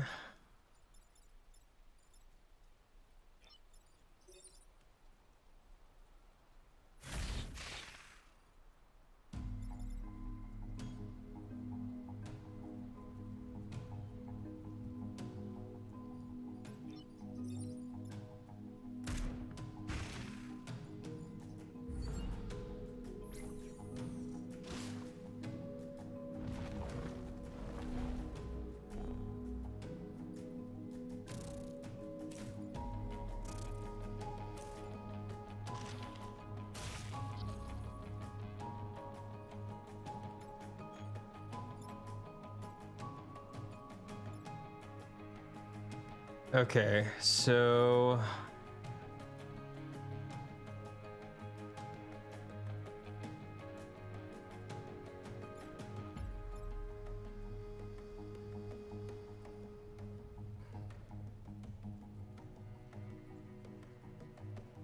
how much movement does Prospero have?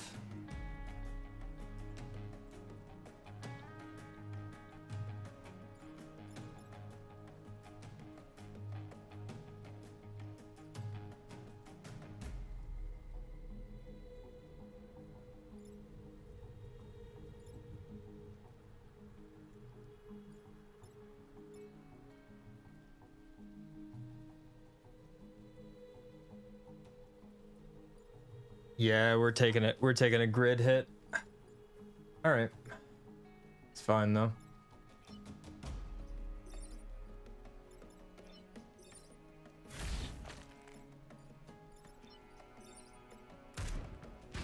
At the very least, we will take one grid hit. Damn.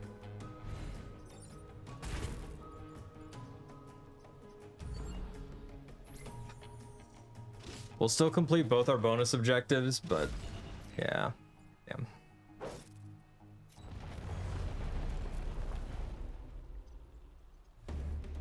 The damn bonus mission was really rough.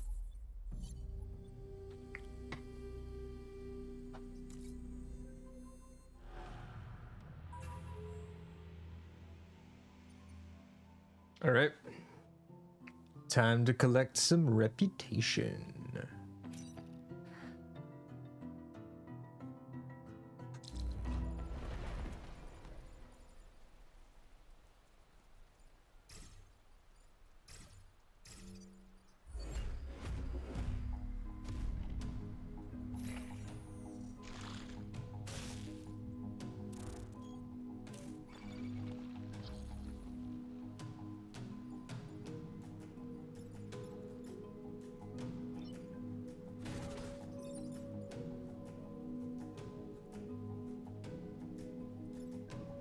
Oh, fuck.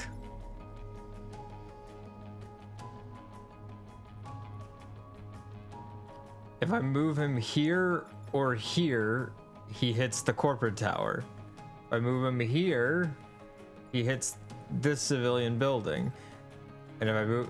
Yeah, no, he's in a perfect spot. I can't fucking move him.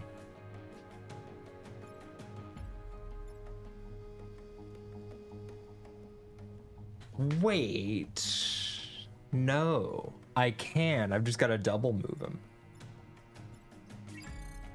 I gotta double move him. I gotta fucking hit him with the cannon and then hit him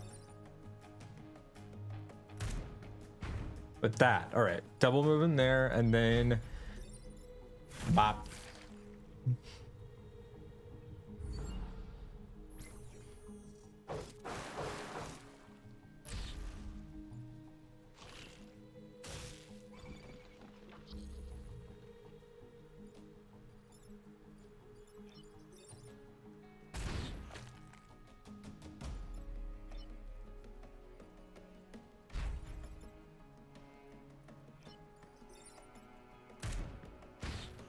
Just gonna do some damage.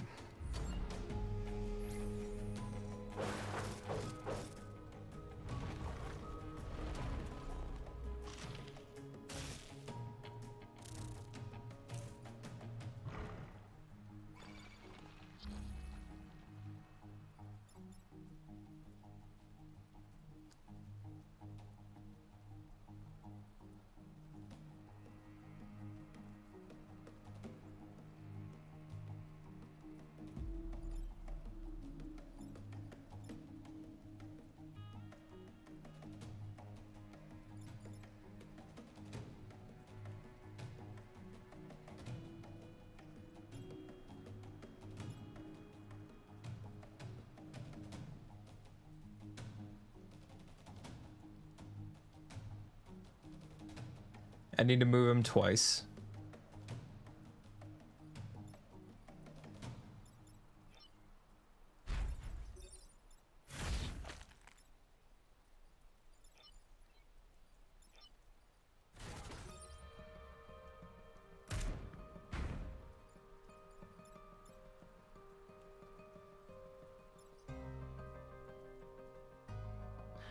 I should have thought that through a little bit further.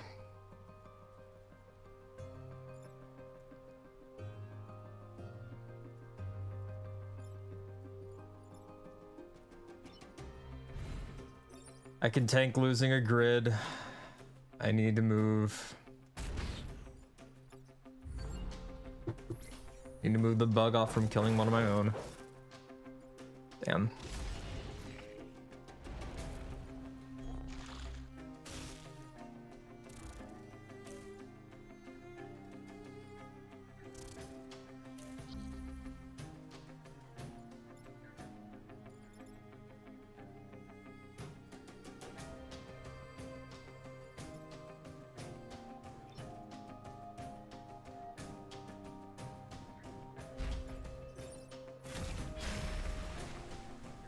Okay, big guy's dead.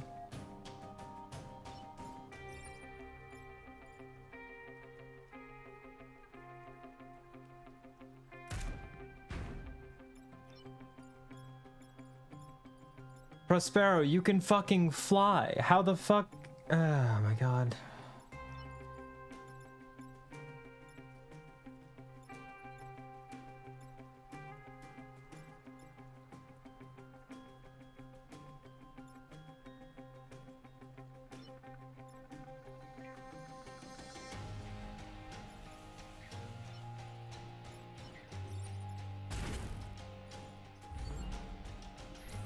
Well, we protected the corporate tower. We lost 2 fucking grid points.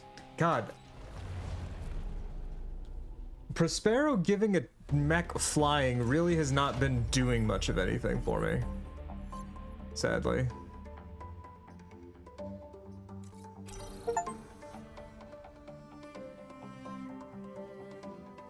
Nice.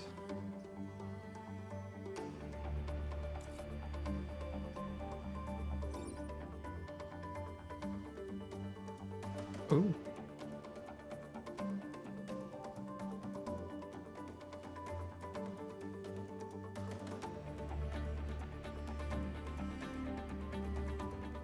Select 1 free reward. Okay.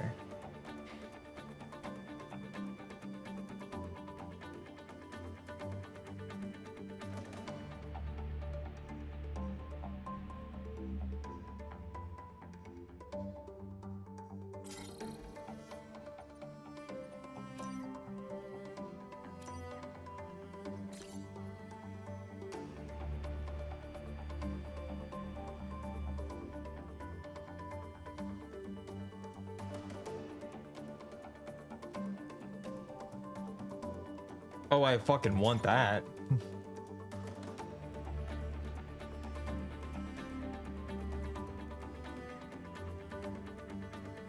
And then...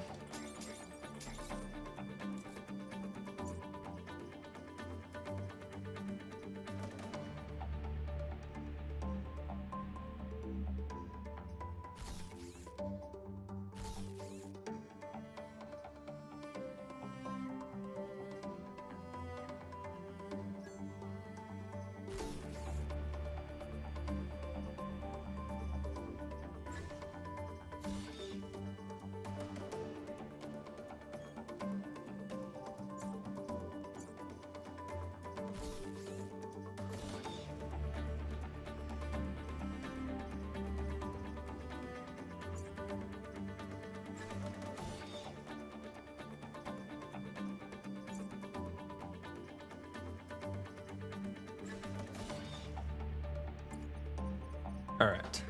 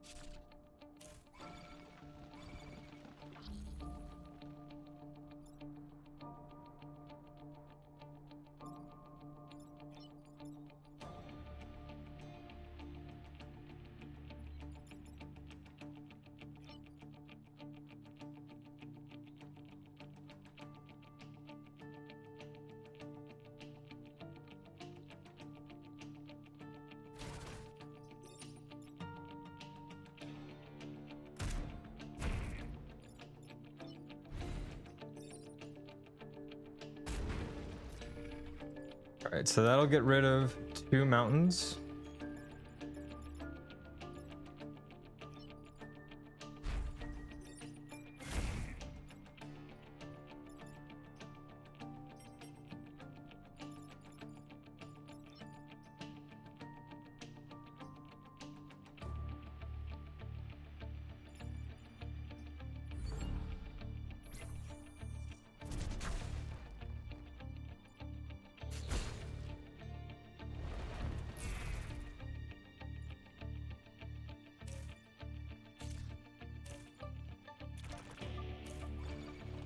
Okay, so this just, if I just get the artillery out of the way and the cannon out of the way, we're cool.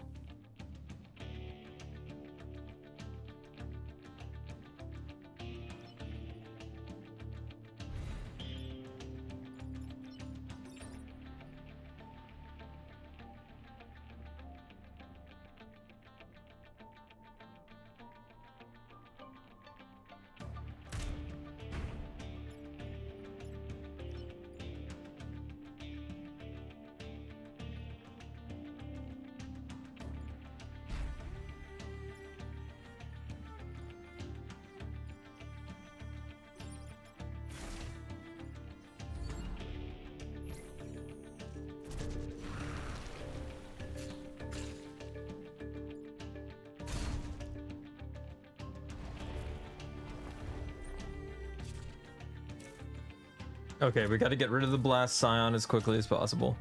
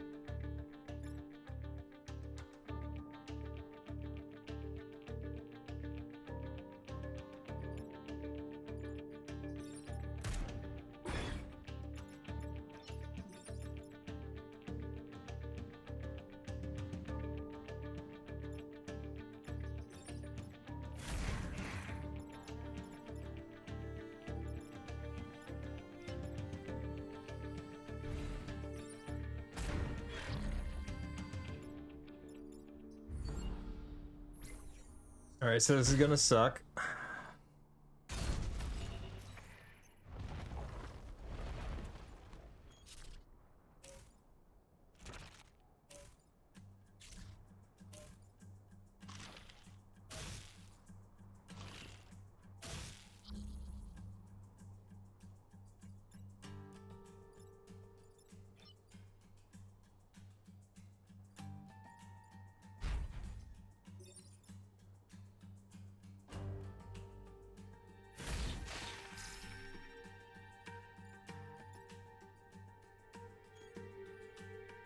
Okay.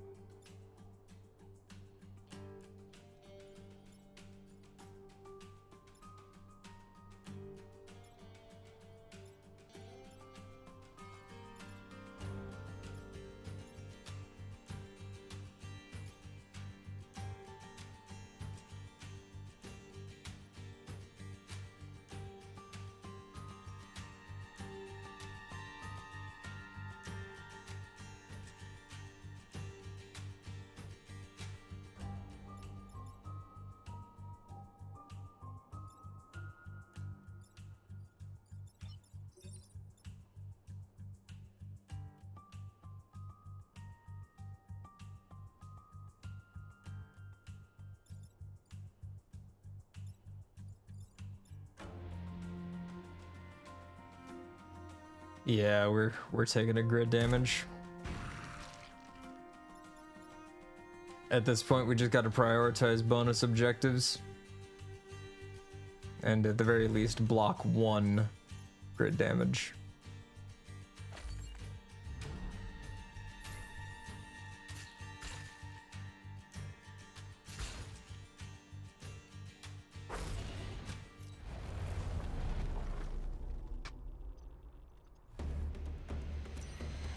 That 15% grid defense has done jack shit for me this entire time.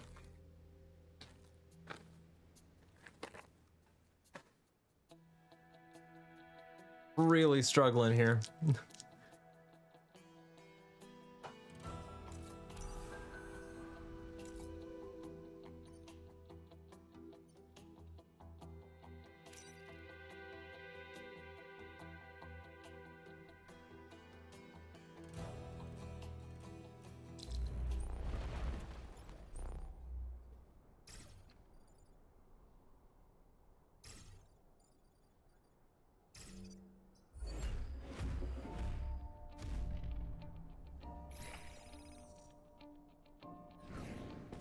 Oh, come on.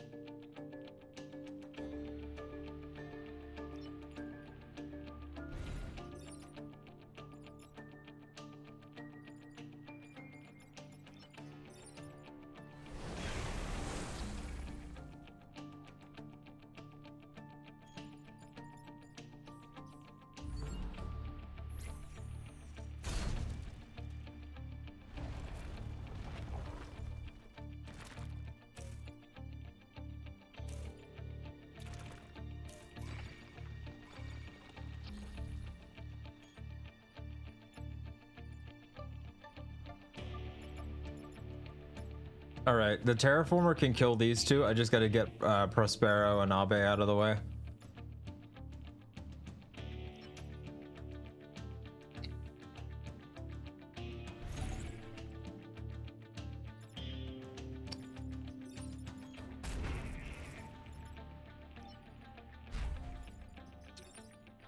And that'll prevent the emergence.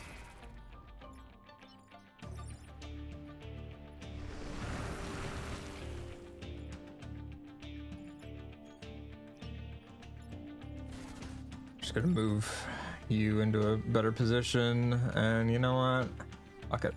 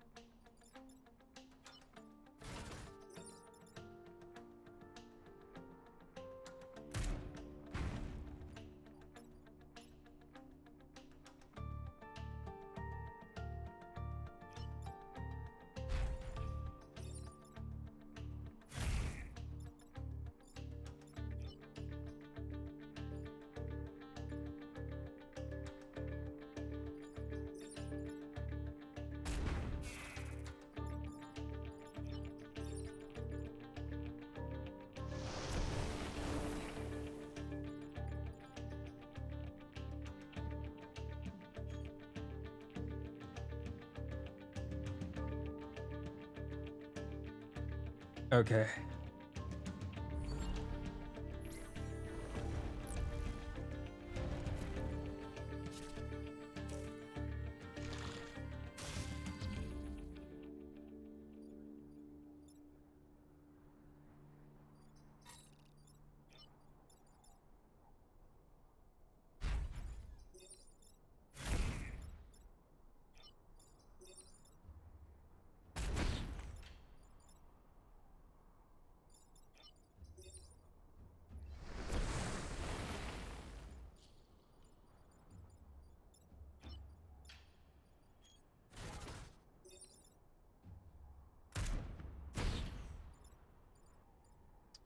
All right.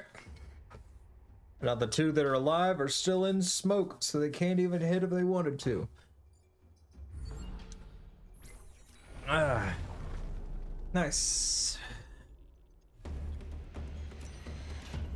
That gets me 2 rep, another power grid, and the time pod. What's in the time pod? A reactor core. That's it. Okay, cool, cool, great, cool.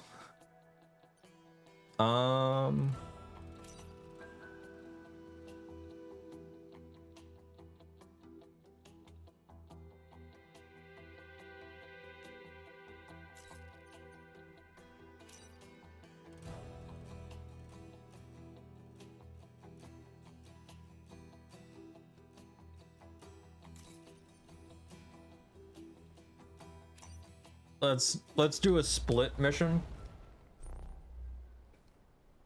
Higher chance of actually, you know, getting at least one of the 2 rep.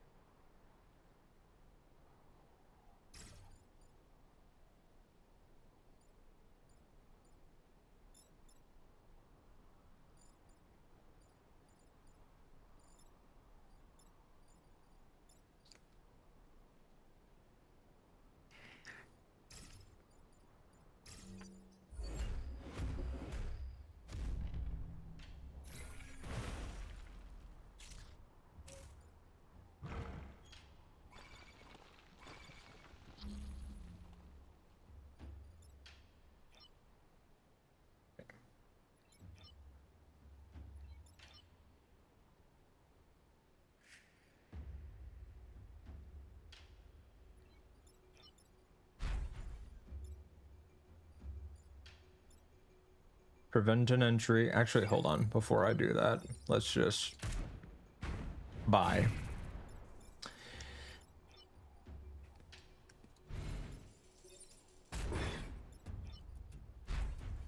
And prevent an entry. Okay.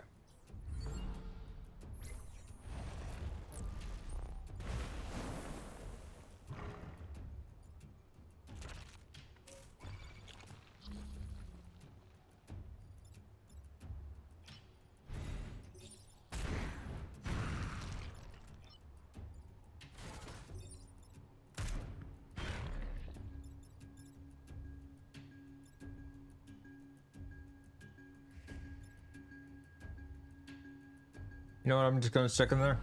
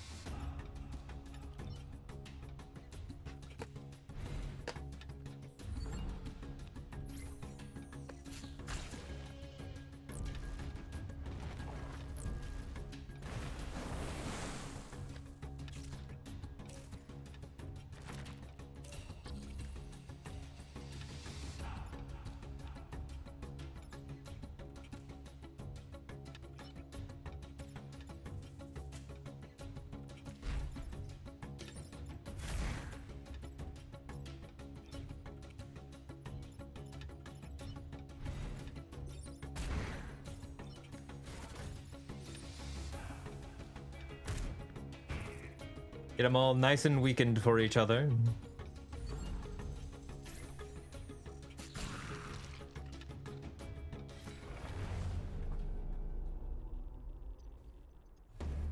Prospero's kind of weird. Not gonna lie.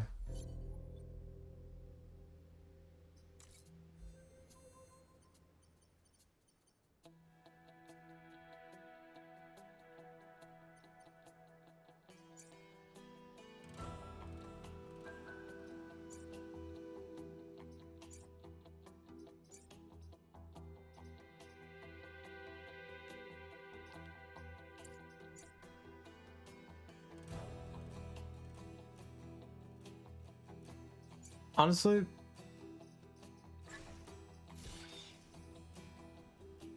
let's increase the artillery mech's mobility a little bit.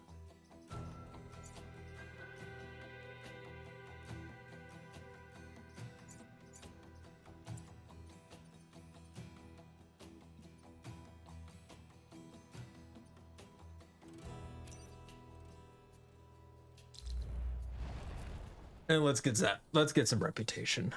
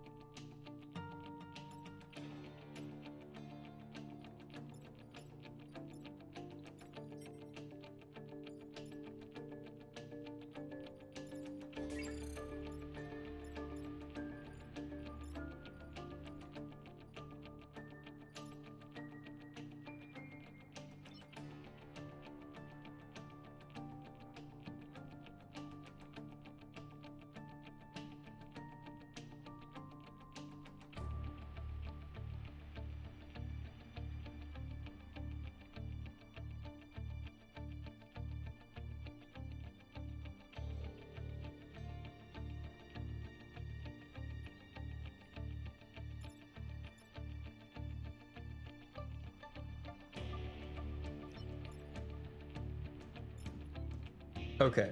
I want to prevent that breach.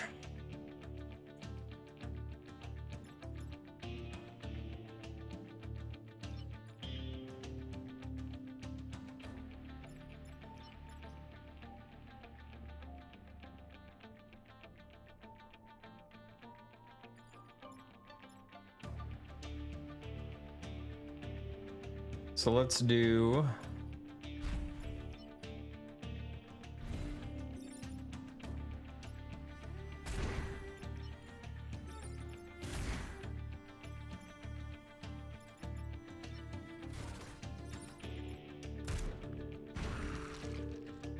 there we go. Takes a little bit. Takes a little bit to click.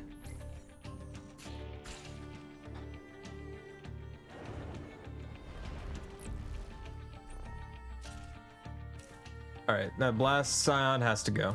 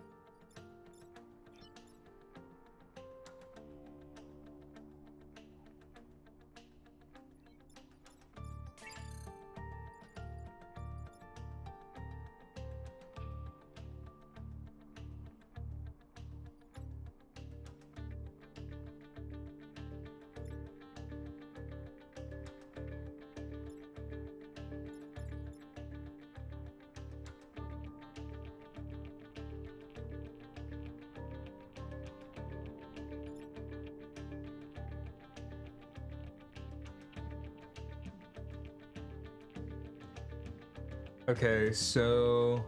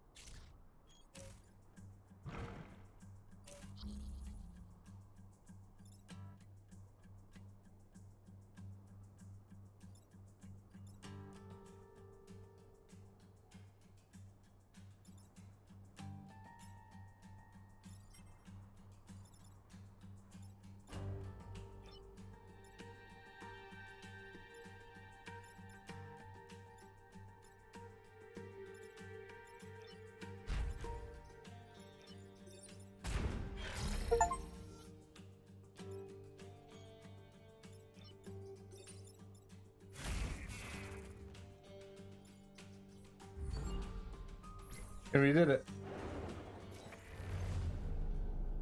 Oh, that was fucking clean. I think that was the cleanest fucking mission I've done yet.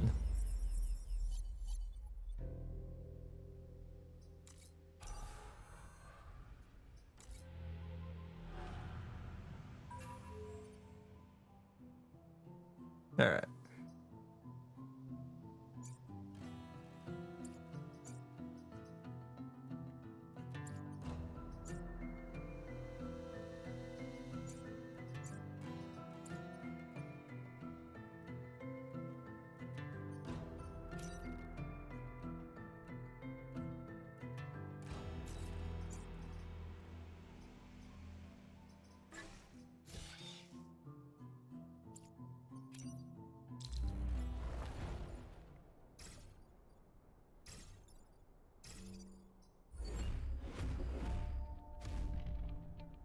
All right.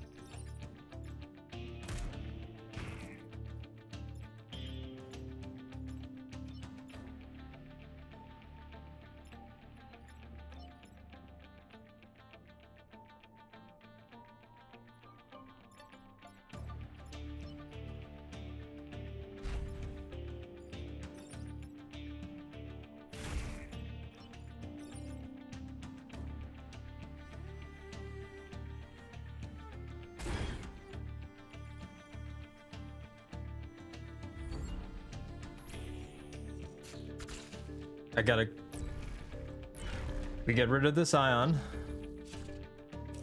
And now, last turn. Quick and easy.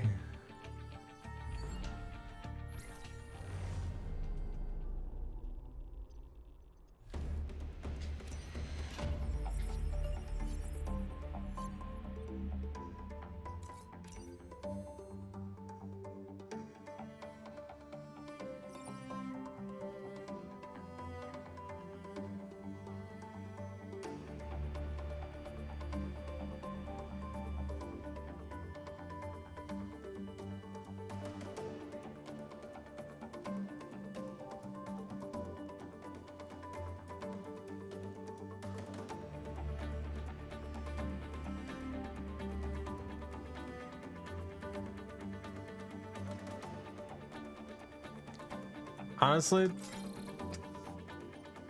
is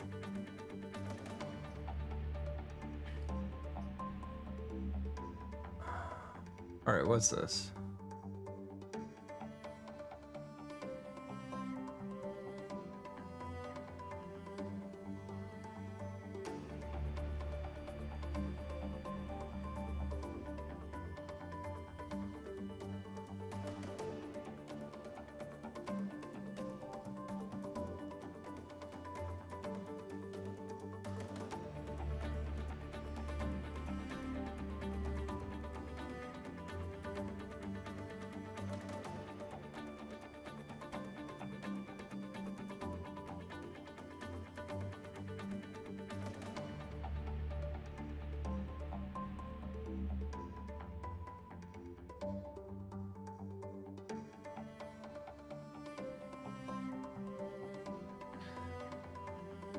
I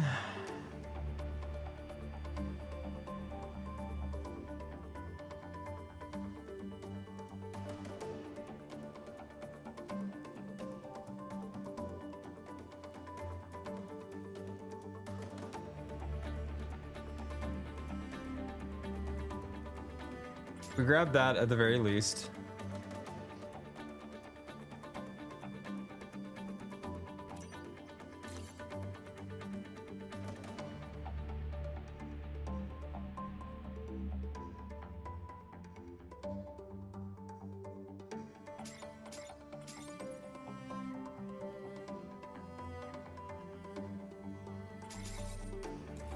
All right. So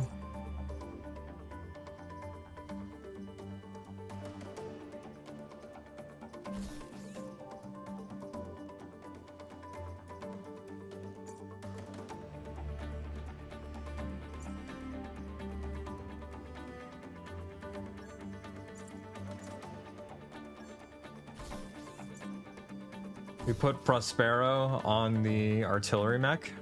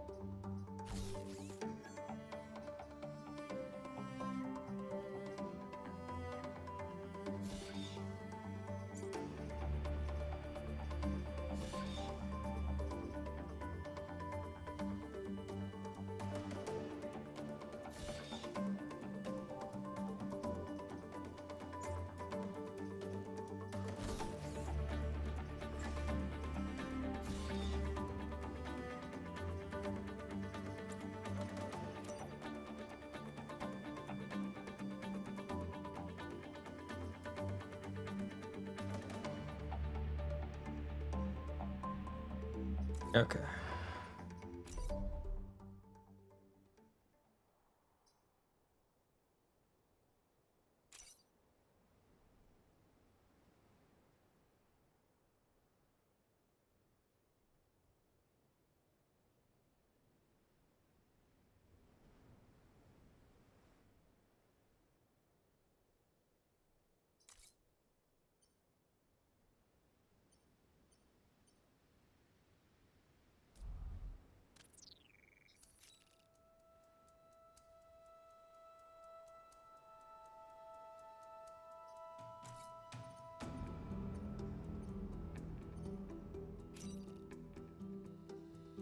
Okay.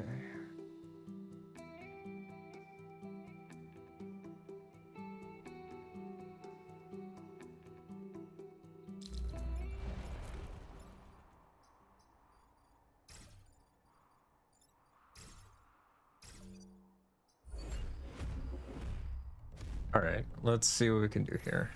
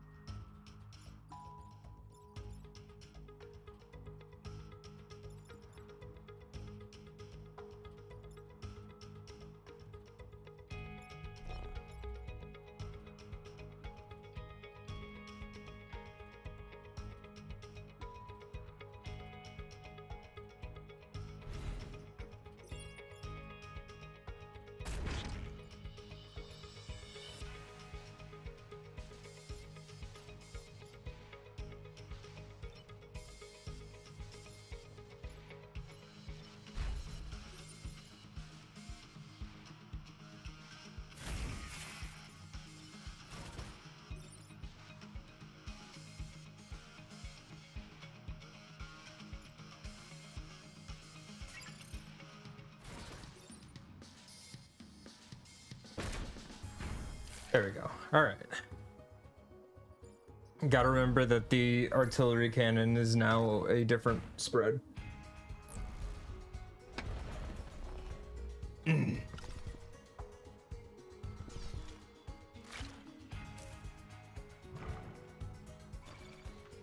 Okay, what does this psionic do?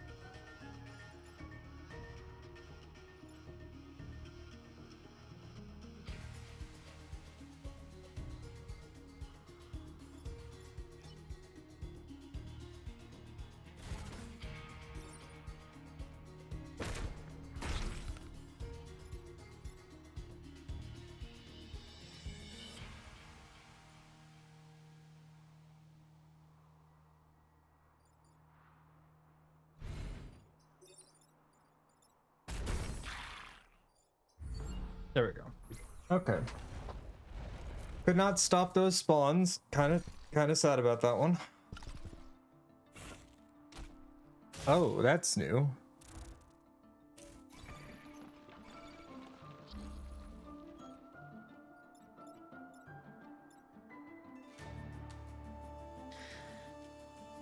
Hello.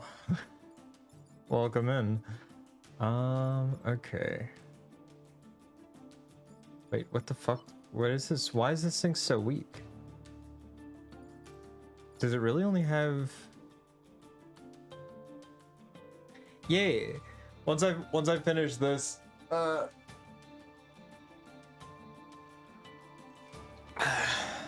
if you would like to see some of the other nutrition response testing related things, I can show them to you. Because I think I only showed you like one of the things, and they get weird. They got even weirder. But first,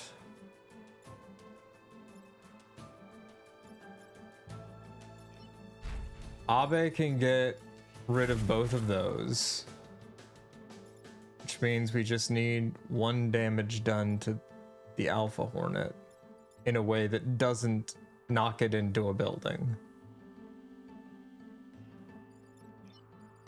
which is easier said than done, but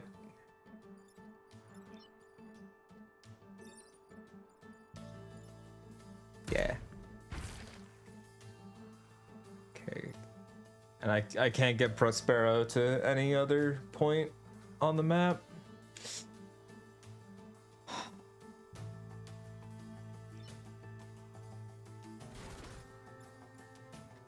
I really like this is one of 2 games made by a company that I really like. They made Faster Than Light, and then they made Faster Than Light back in 2012, and then this in 2018. I haven't gotten around to play this one, so it's really fun. Yep, there she goes. She's just going right outside the door to just sit there. I can't move Prospero. Can I? I can't. No. Okay.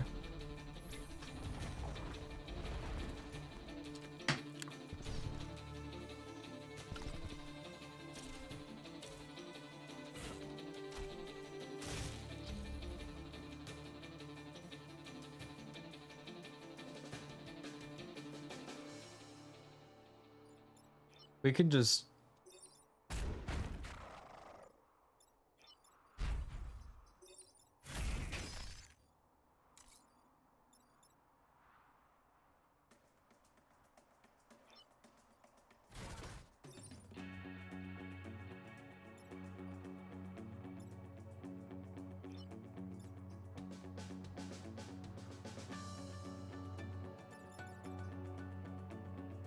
Oh, okay. So it doesn't take damage, but it doesn't do anything. So we can. No, yeah. We just win the mission then. It just sits there. It just stays frozen forever. All right.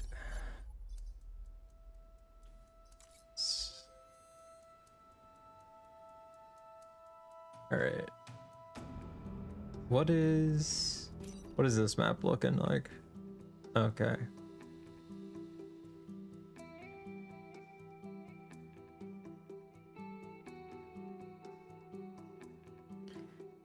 Ugh. How long? Oh, goddamn. Yeah, no. Some stream days it feels like it takes longer. Other stream days, like when I'm playing games like FTL and this, are just games where I just kind of get sucked in and just go. All right. There are microbots covering this.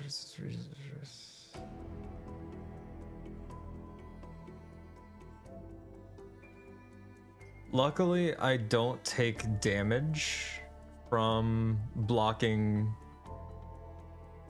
surfacing. So yeah, I'll do one more mission here, and then I'll pull up one of my personal favorite NRT videos, other than like the main one that started this whole thing. Okay.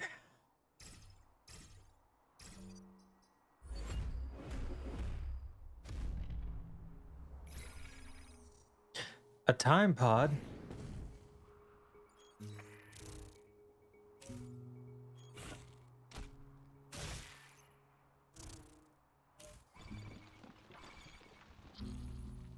Okay.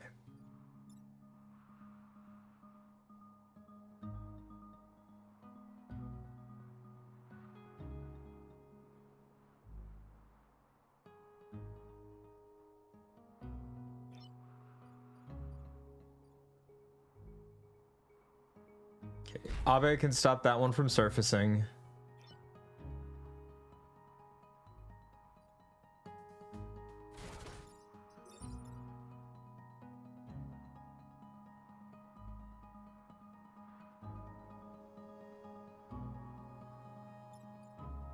No. God damn it.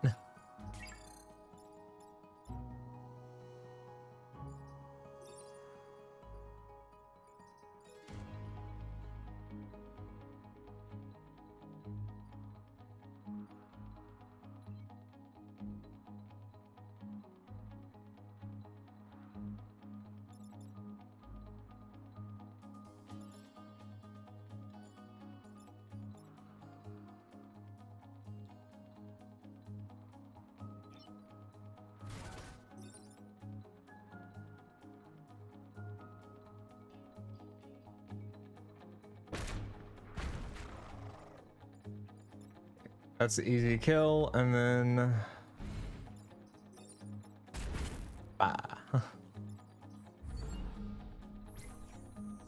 okay, so that's Abe will prevent a surface out of that emergence point.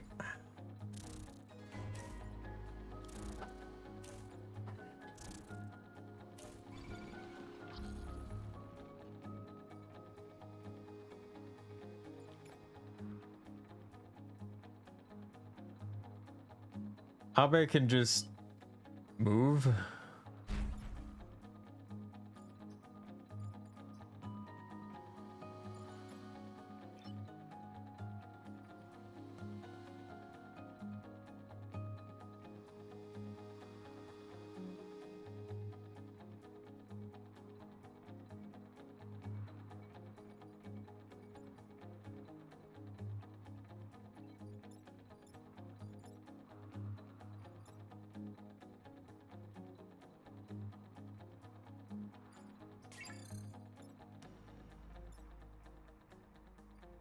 Okay, so if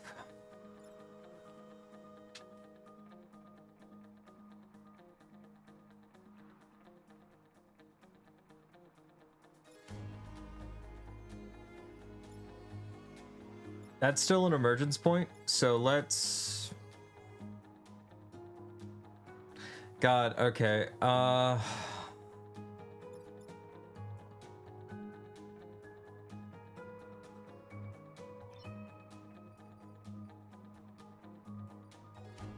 We can't even collect the pod. God damn it.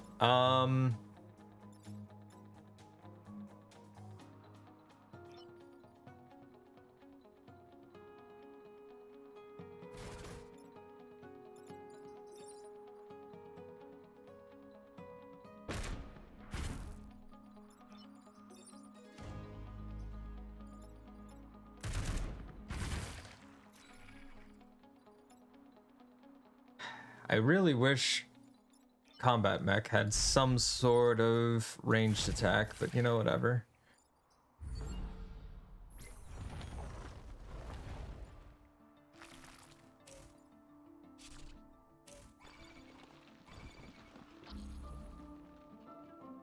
Okay.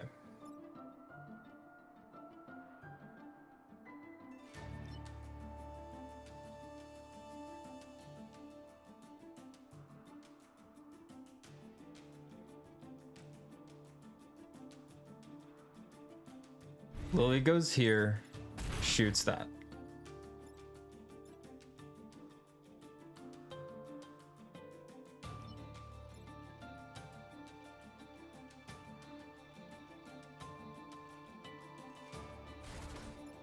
Artillery mech goes there, blocks that.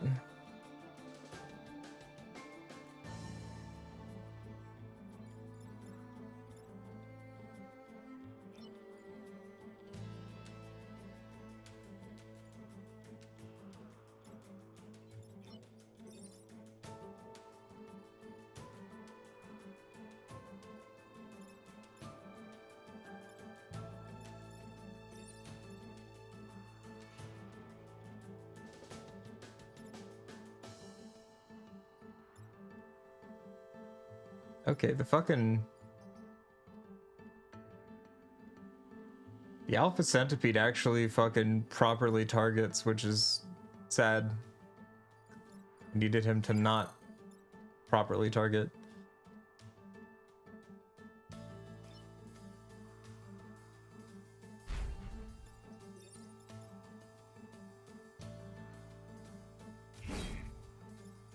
Sweep that to the side, and then you can go here, get that pod.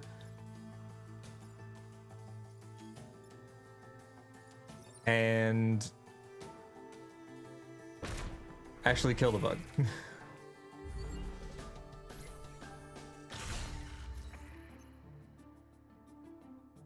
No, Lily, do not die.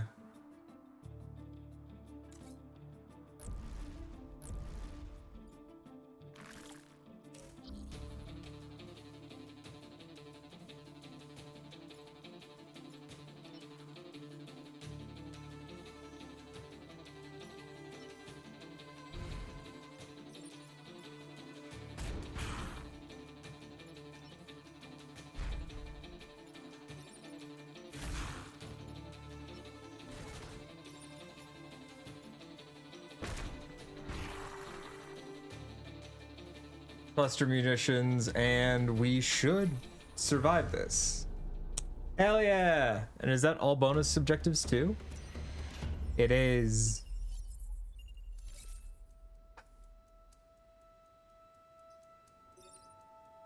What we got in the pod?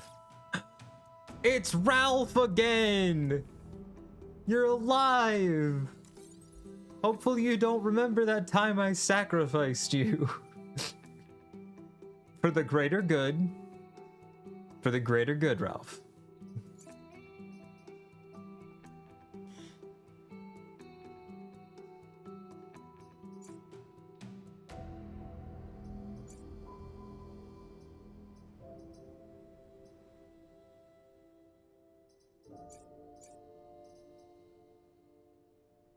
I'm honestly, while I like the Titanite blade, it hasn't done all that much for us, weirdly enough. Ugh. Ugh. But yes. we will save and quit here.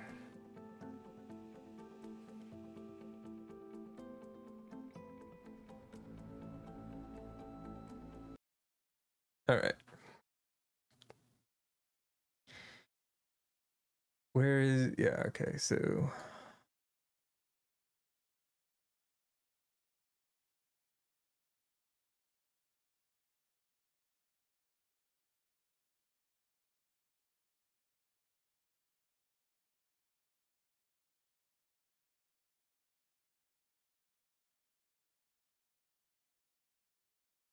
All right.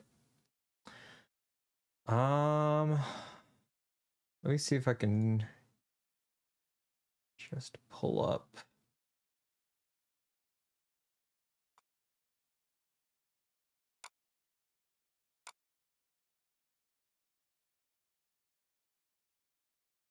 Also, let me quickly change stream info up.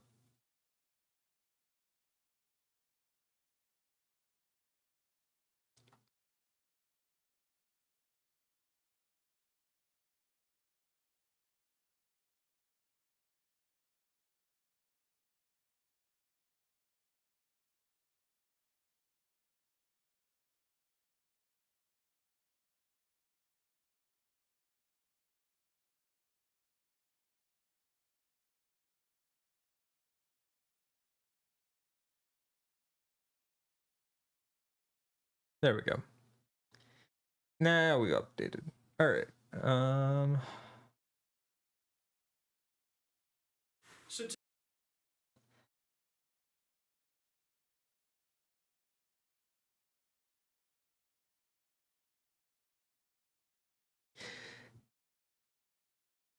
you will have to ignore the names that I gave to some of these.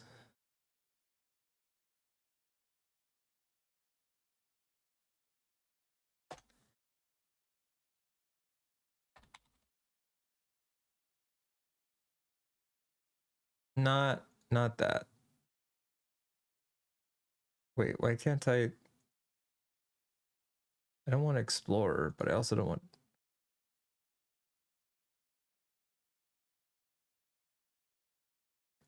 I'm trying to get it to capture just the Windows Media Player window.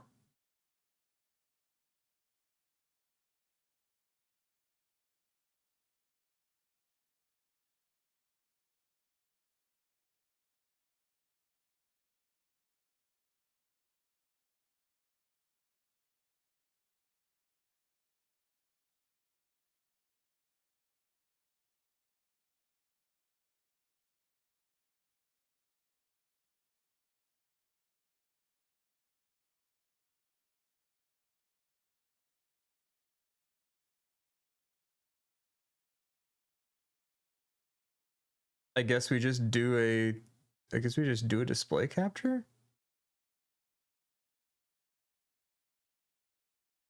Yeah, I guess we just do a display capture. Weird.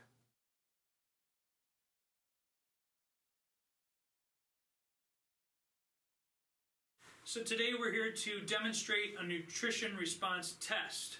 So we have a patient here on the table and we're going to perform a full workup from start to finish. So we start with a hand off of the body and we'll lift his arms straight up. Do you have any shoulder problems? It's showing on the at least on OBS that it's coming through at about close to my mic volume. No. Okay. I'm going to keep the elbow locked, the palm facing down towards the floor so that we can isolate the deltoid muscle.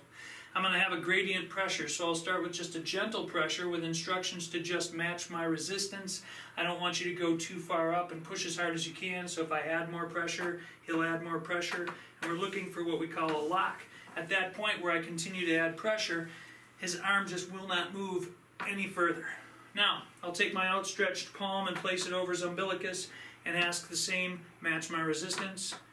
And to that, he can't hold a lock, and that's normal in this part of the exam. We're going to put his thumb and pinky together at the beginning here. I maintain I maintain that a lot of this is just the dude in the green shirt is just stronger than him. And he doesn't want to like do the pseudoscience properly. He just wants to show off how much stronger he is than his patients. And it's just like, you're holding a lock, huh? Yeah, that's great. That's great. But I am winning. To check for switching, match my resistance. He has a good lock. We're going to put his thumb and pinky together on the right. Keep it at your side, please. Match my resistance. And he's unable to hold a lock. So we have switching on the right with his eyes open. We're going to take our stressor test kits and find out if there is some way that we can get him to hold a lock on the right with his eyes open while maintaining that thumb and pinky in that position. Match me here. So still weak. Still weak. Like, if he gets, like, you watch other nutrition response tests and they're just like, no. As long as the arm is still like mostly upright, we're good, we're fine. He's just like, and it moved a little bit. Okay, weak. Nope. I felt something there. Weak. Nope.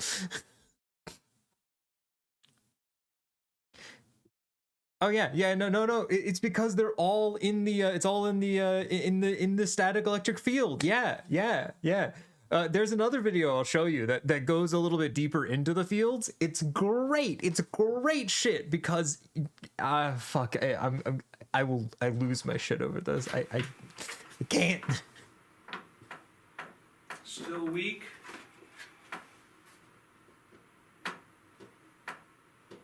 There we have a lock. So that it moved the same amount every fucking time. Confirm for my drug-addled brain here that we can get him to hold a lock on the right with his eyes open while maintaining that thumb and pinky in that position. Match me here. So still weak. Okay, so that's a bad. Still weak. That's a bad. So that amount of movement is bad. Both those times. Still weak. That amount of movement bad.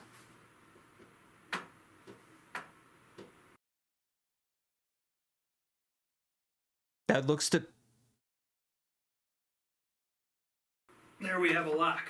To be fair, so he's that is yes. Chemicals. Keep your thumb and your pinky put together. We're going to touch these right here. Fair. We will be fair to him.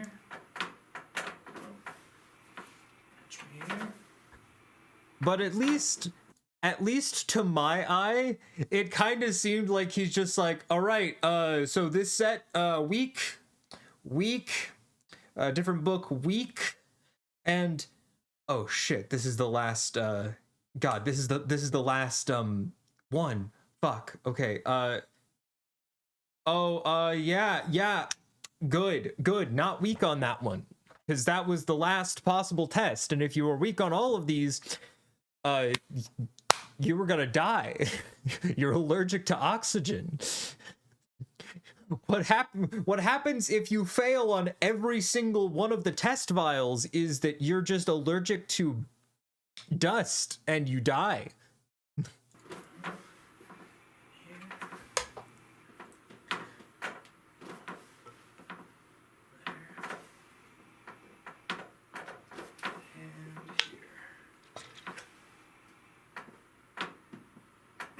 So we tested real strong down at, we're going to try just one of them. Let's try this guy right here. Plastic mix. Remember that one? Plastic. Yeah. So we test for plastic being a problem that's causing some confusion in his nervous system and some switching. People who are switched, you can keep that at your side, but keep the thumb and pinky together. People who are switched have confusion of the nervous system. And what these people will report is that they don't respond the way a normal person or a typical response would be to a certain substance. So for example... That's right. if you identify as a switch, you are not normal. Someone might take Benadryl. Most people would become drowsy on Benadryl. They might get excited. Or these people could drink a pot of coffee and fall right to sleep. Caffeine has no effect on them, or it has the opposite effect on them. Typically, these people may even have tried multiple over-the-counter supplements only to find that these products may give them relief of their symptoms for 3 or 4 days, and then they completely stop working or they get worse. If they have medications that might also be an indication that, and hear me out on this one, that the supplements you were taking were a placebo, and after the placebo effect waned, they weren't actually doing anything other than providing a placebo effect. But that's just me. It's just a me thing, a me thought there. they take, the doctor may struggle to find a medication that works for them because it keeps changing. It would seem like it helps and then it doesn't, or they just don't work and they don't work and they don't work. These people typically have health issues that just don't get handled when they should have resolved by also, now. I love how he's just so bored and he's just having fun, like tapping all his fingertips. Strengthens your reflex with that thumb and pinky together, and that gives it a real good lock. So this handles the switching. Open your thumb and pinky on that side. Hold on. We're going to keep this on his body for the rest of the other. Did he say what that fucking jar was? Should have resolved by now. So since you tested for plastics, we're going to put this substance on your body and see if it strengthens your reflex. Yes. Yes, a good old bottle of this substance. We're just going to put a small dash of this substance. Container of this substance. I love this substance. It's so much better than that substance and maybe even the other substance. Put that thumb and pinky together, and that gives it a real good lock. So this handles the switching. Open your thumb and pinky on that side. We're going to keep this on his body for the rest of the exam. Bring this down just a smidge. There you are. So we're going to test. Match me here. We have a front brain is weak. Top of the brain is strong. Back of brain is strong. Cerebellum is strong. Pituitary is weak. Hypothalamus is strong. Pineal is strong. Frontal sinuses are weak. Close your eyes for me. Eyes are weak. Open them if you want. Maxillary sinuses are weak.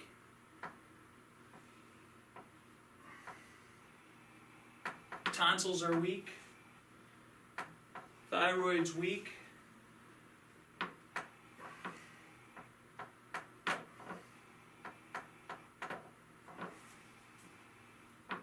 Heart test weak. This man is dying. Liver is weak. Everything. Good.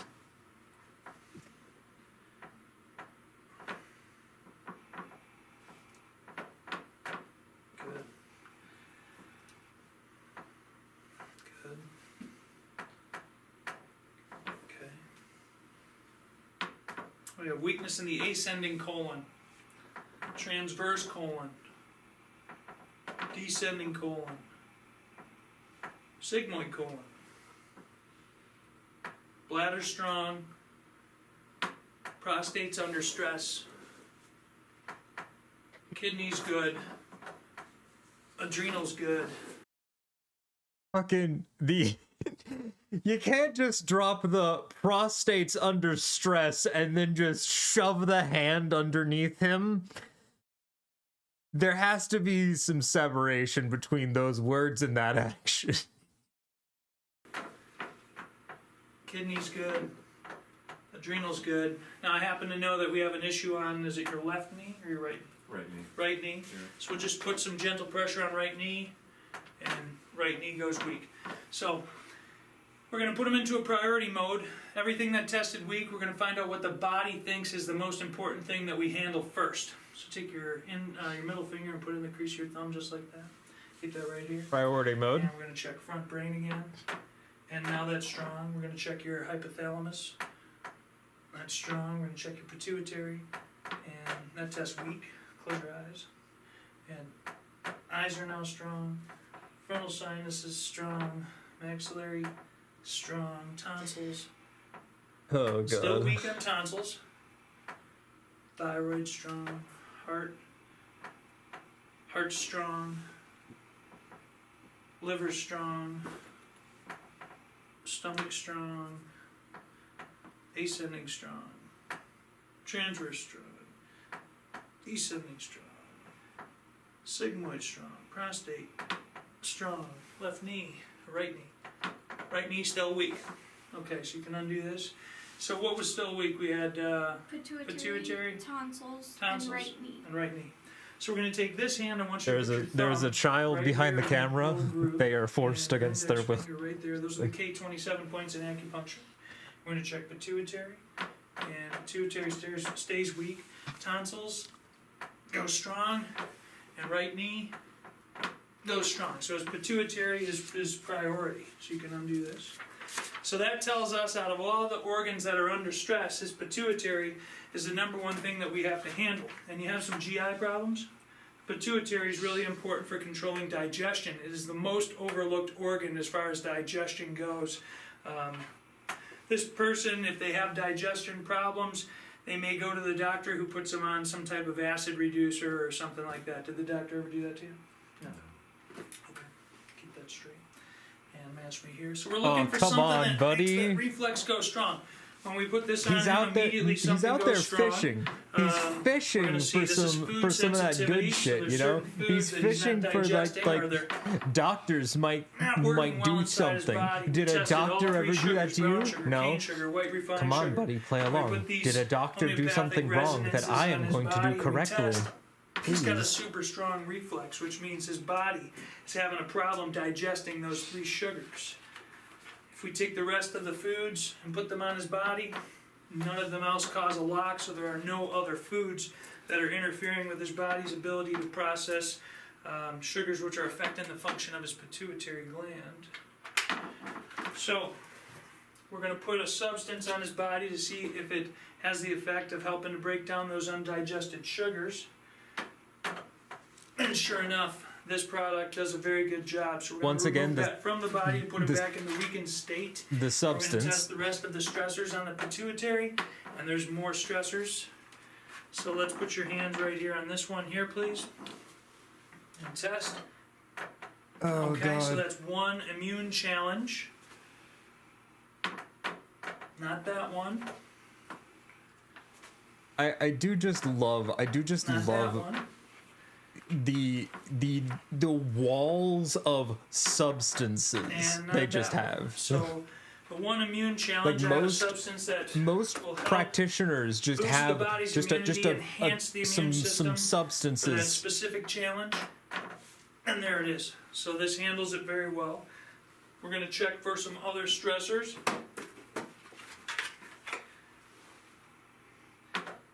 Nope. Nope. And lastly, one last stressor I checked for. And no. So we've checked his body for heavy metals, toxic chemicals, food sensitivities, immune challenges, and external scars on the body that can cause problems with the transmission of nerve impulses along the body. The only thing that he tested for was immune challenges and food sensitivities. We're going to put these products on his body. We're going to see how that tests now. Now that reflex of that pituitary gland is strong, we're going to run back through and check every single other reflex on his body that tested weak initially to see if they are now strong. So we had front of the brain, which is now strong. We have frontal sinus, close eyes. We had eyes. We had maxillary sinus. We had tonsils. We had thyroid. We had heart. We had liver. We had the whole colon. 1, 2, 3, all parts of it. And we had the right knee. And right knee stays weak. Right knee is the only thing that doesn't get strong on this program. Wait, We're going to test then that knee.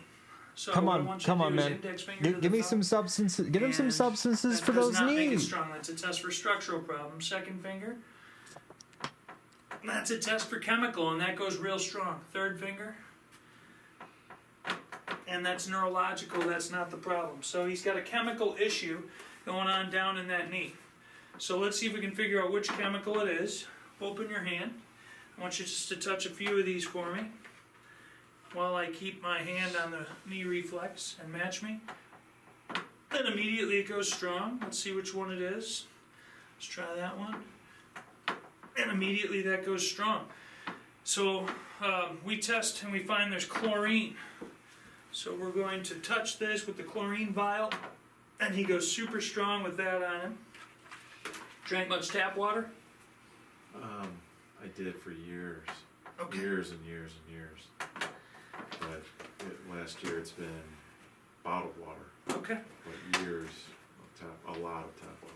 So he probably got himself exposed that way. We are going to put some substances on to remove those chemicals right here. We'll see how this tests. Oh, And good, that more tests super strong. substances. So we're going to keep this bottle on there because one of his main complaints is knee pain, and we definitely want to make sure we handle that. So let's do everything else got strong on his program, so we just need to add some drainage products to help the body to rid itself of these things. So we're going to test one product here, and that's not the greatest. Let's test another product here, and that one tests super well. So thank you for joining us for this video on nutrition response testing. I like how fully he goes into things. Like he does a bit more of comparatively he does a bit more than some of the other nutrition response testing folks when it comes to just like continuing and just trying everything he's got to make sure that he's tested everything. But before I end here, I do want to show one last video. Well, it might not be the last. We might watch one more, but I would like to show whoever is still here the video that solidified this as like very, very obviously unserious. Like you can fight for it a lot. Like it's one of the major upsides of how it's set up. You can fight for the pseudoscience of it in a lot of different ways, but this one just kind of truly shows how genuinely unserious it is.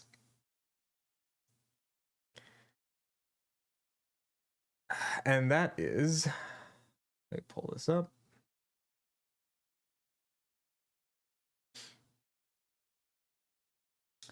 A veterinary nutrition response testing session.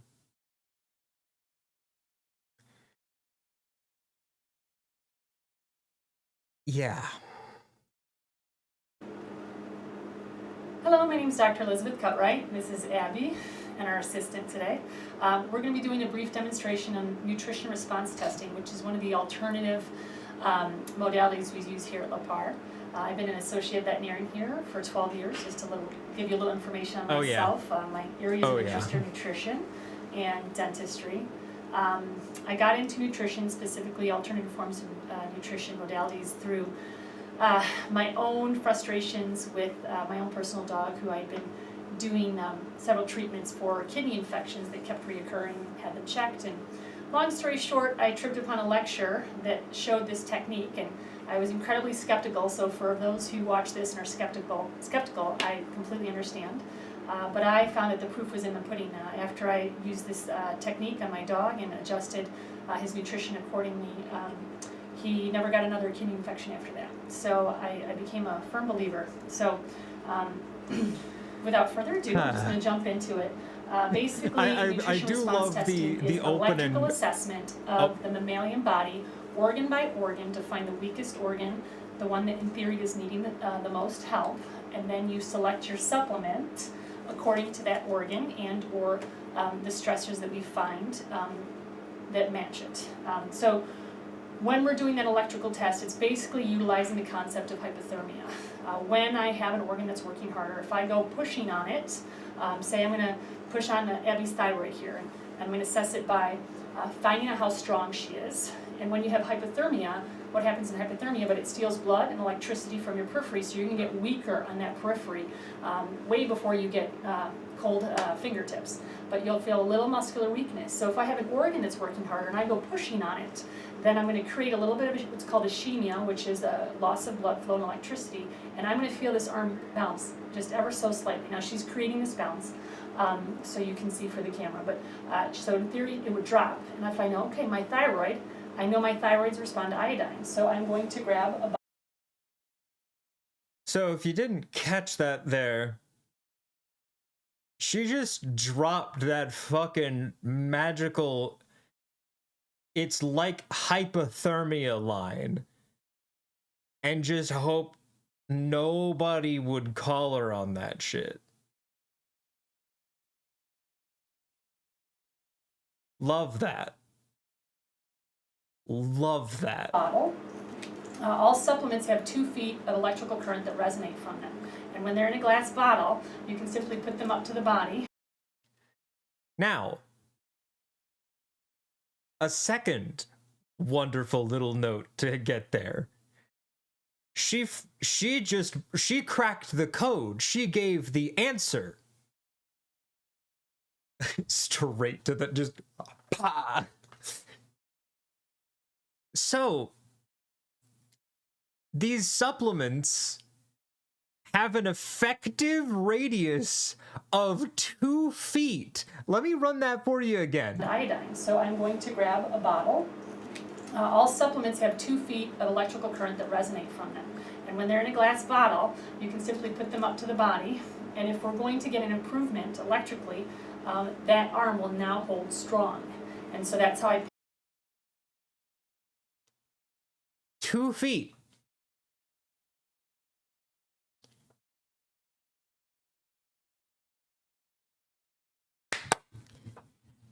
So not only is this like absolutely just blowing my mind when it comes to my understanding of nutrition response testing, this veterinarian just fucking giving me everything that I like, that all the others fucking hide. None of the others talk about. Like, none of the other practitioners talk about how much static electricity, how much is the radius, like is it like hypothermia? They skip over that shit. This is a truth teller. She was a skeptic and now she is a believer. And it's fucking great. Take my supplements, so and that's how we develop what's called design clinical nutrition according to the testing. There are a few additional steps, but I can give a little bit of demonstration as I go through the PET. But that's it, nuts and bolts. There's actually a lot of biophysics behind it. It was developed by a combination of Eastern medicine, chiropractors, and some pretty amazing physicians. So, Combination of Eastern medicine and chiropractors. That Eastern medicine is basic acupuncture tenets. And that's it. That's it. Love that. Love all of how this. we do it on the PET is Abby essentially acts as the fifth arm, if you will. She basically becomes connected by making sure she's just touching the PET. You know, people say, well, how is it possible to pass energy through? It's no different than when you're walking across a carpet, a wool carpet, and you touch someone and you give them a shock. Equally, the energy goes in the negative direction. If someone's drawing energy, it's going to be drawn from you as well. You can try it with a cell phone. Have someone push on your arm. It's no different. Chest, and you can see that weakness, and also too, you can do it to the person and have someone else touching them. So this is officially called an indirect No test. different. So how I would check her is I would Love simply that. have Abby put her arm and find that reflex. There's her normal strength of her arm, and I'm just gonna go down her and push on her individual acupressure points that correlate to each organ. So I'm doing the brain, doing the pituitary, hypothalamus, eyes, sinuses, and we go all the way down. We go submandibular lymph nodes, thyroids, thymus, heart, lung. I just keep just gentle compressions, compression, compression, compression. Liver, gallbladder. It goes weak on the gallbladder. This is an actual test I'm doing right now. So for her, I could, normally do. Nothing screams confidence. Nothing screams, I know what I'm doing, and I know that you know what I'm doing. By dropping the, I'm doing an actual test in the middle of your demonstration of the test. It's a confidence thing. It's a real, solid confidence that you have.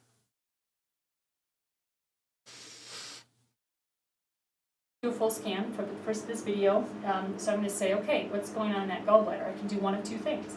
I can simply say the gallbladder really likes bile salts, so I can pick from some options such as beta-col or beta food, also beets. The gallbladder loves beets. Or I can actually take it a step further. We use something called resonance testing, a nutrition response test. We have vials of electrical imprints of different stressors from grains, foods, dairies. This kit was designed for people. There's just a handful of veterinarians that do it, so you can see these are foods that are people based, but it also has immune stressors such as bacteria and viruses, and we simply rest the case on the pet, and wherever that stressor matches the inside of the body frequency. So, you may not have caught that.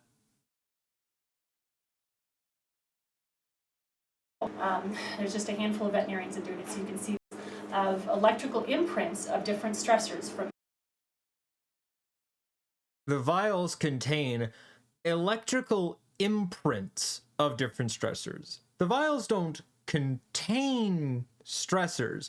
They contain electrical imprints of different stressors.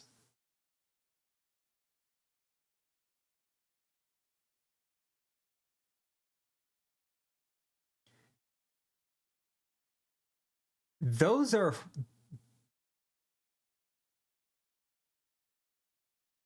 God, I want... If I had the ability to purchase one of those, if they weren't so secretive about it, I would want to get my hands on one of those kits, and I would want to fucking crack open those vials and get... I want to do some I want to do some chemical tests. I want to know what's in those. Because I would be very unsurprised if it's just fucking water. Grains, this kit, either side, left or right, is matching an electrical frequency on the inside of the dog, and I need to find it. So at that point, we go through the case one group at a time by just having the dog's paw directed there, or if another person's available, they can touch it with your tip, however you want to do it. And let's say we went through the kit. It's a very pretty dog, very nice dog. The dog is not at fault here. It seems to be inundated in our society, both for people and pets. And so if I find the vial, let's say I pull out the sugar vial, and I push on the arm, and it goes strong, which ironically, it's going strong. So now I know I need to do two things. I need to give this dog Multizyme, which is a great enzyme that helps with sugar handling. Also, go over the diet with the owner and say, are we getting sugar here? Because for your dog, it's actually affecting her gallbladder. So I go ahead and I grab Multizyme, and I put it on the dog, touch, it stays strong. I know that's my first product I'll pick. And then I'll go to that Beta Food product.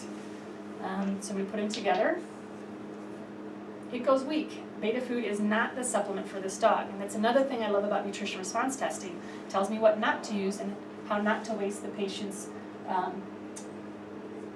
usage of supplements. So I'm going to grab Beta-Col. We'll see if that's a match. That goes strong. So I know for her, Multizyme and Beta-Col.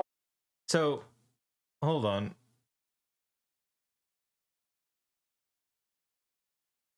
I had to watch this for a second. Hold on. I think. Hug, touch, it stays Okay. strong. I know that's my first product I'll pick. And then I'll go to that Beta Food product. So we put them together. Okay.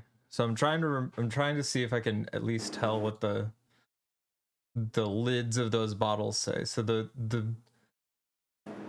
It goes weak. Beta Food is not the supplement for this dog. And that's another thing I love about nutrition. trying to watch this fucking magician's Response patter they're testing. pulling on me. Tells me what not to use and how not to waste the patient's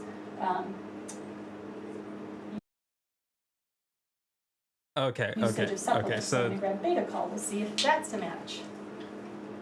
That goes strong. So I know for her, Multizyme and Beta Call are the best thing for this gallbladder. So, and we can get into much more detail, but I just want to give everyone a little snippet, introduction nutrition response testing, on exactly how we use Chinese medicine essentially to help determine additional ways that we can help our pets with nutrition to help them heal themselves. So thanks for watching. Hope you enjoyed it.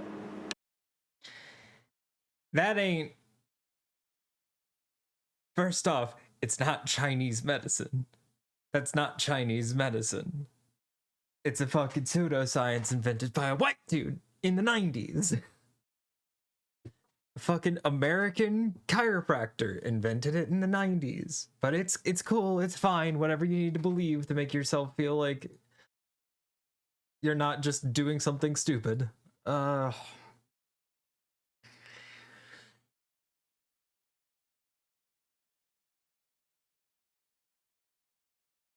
But yes. One last. Well, actually, no. I'll hold on to that for maybe another time. But yes. I am actually going to end the stream here and continue working on the video itself. So yeah. I'd like to thank everybody who came by to watch.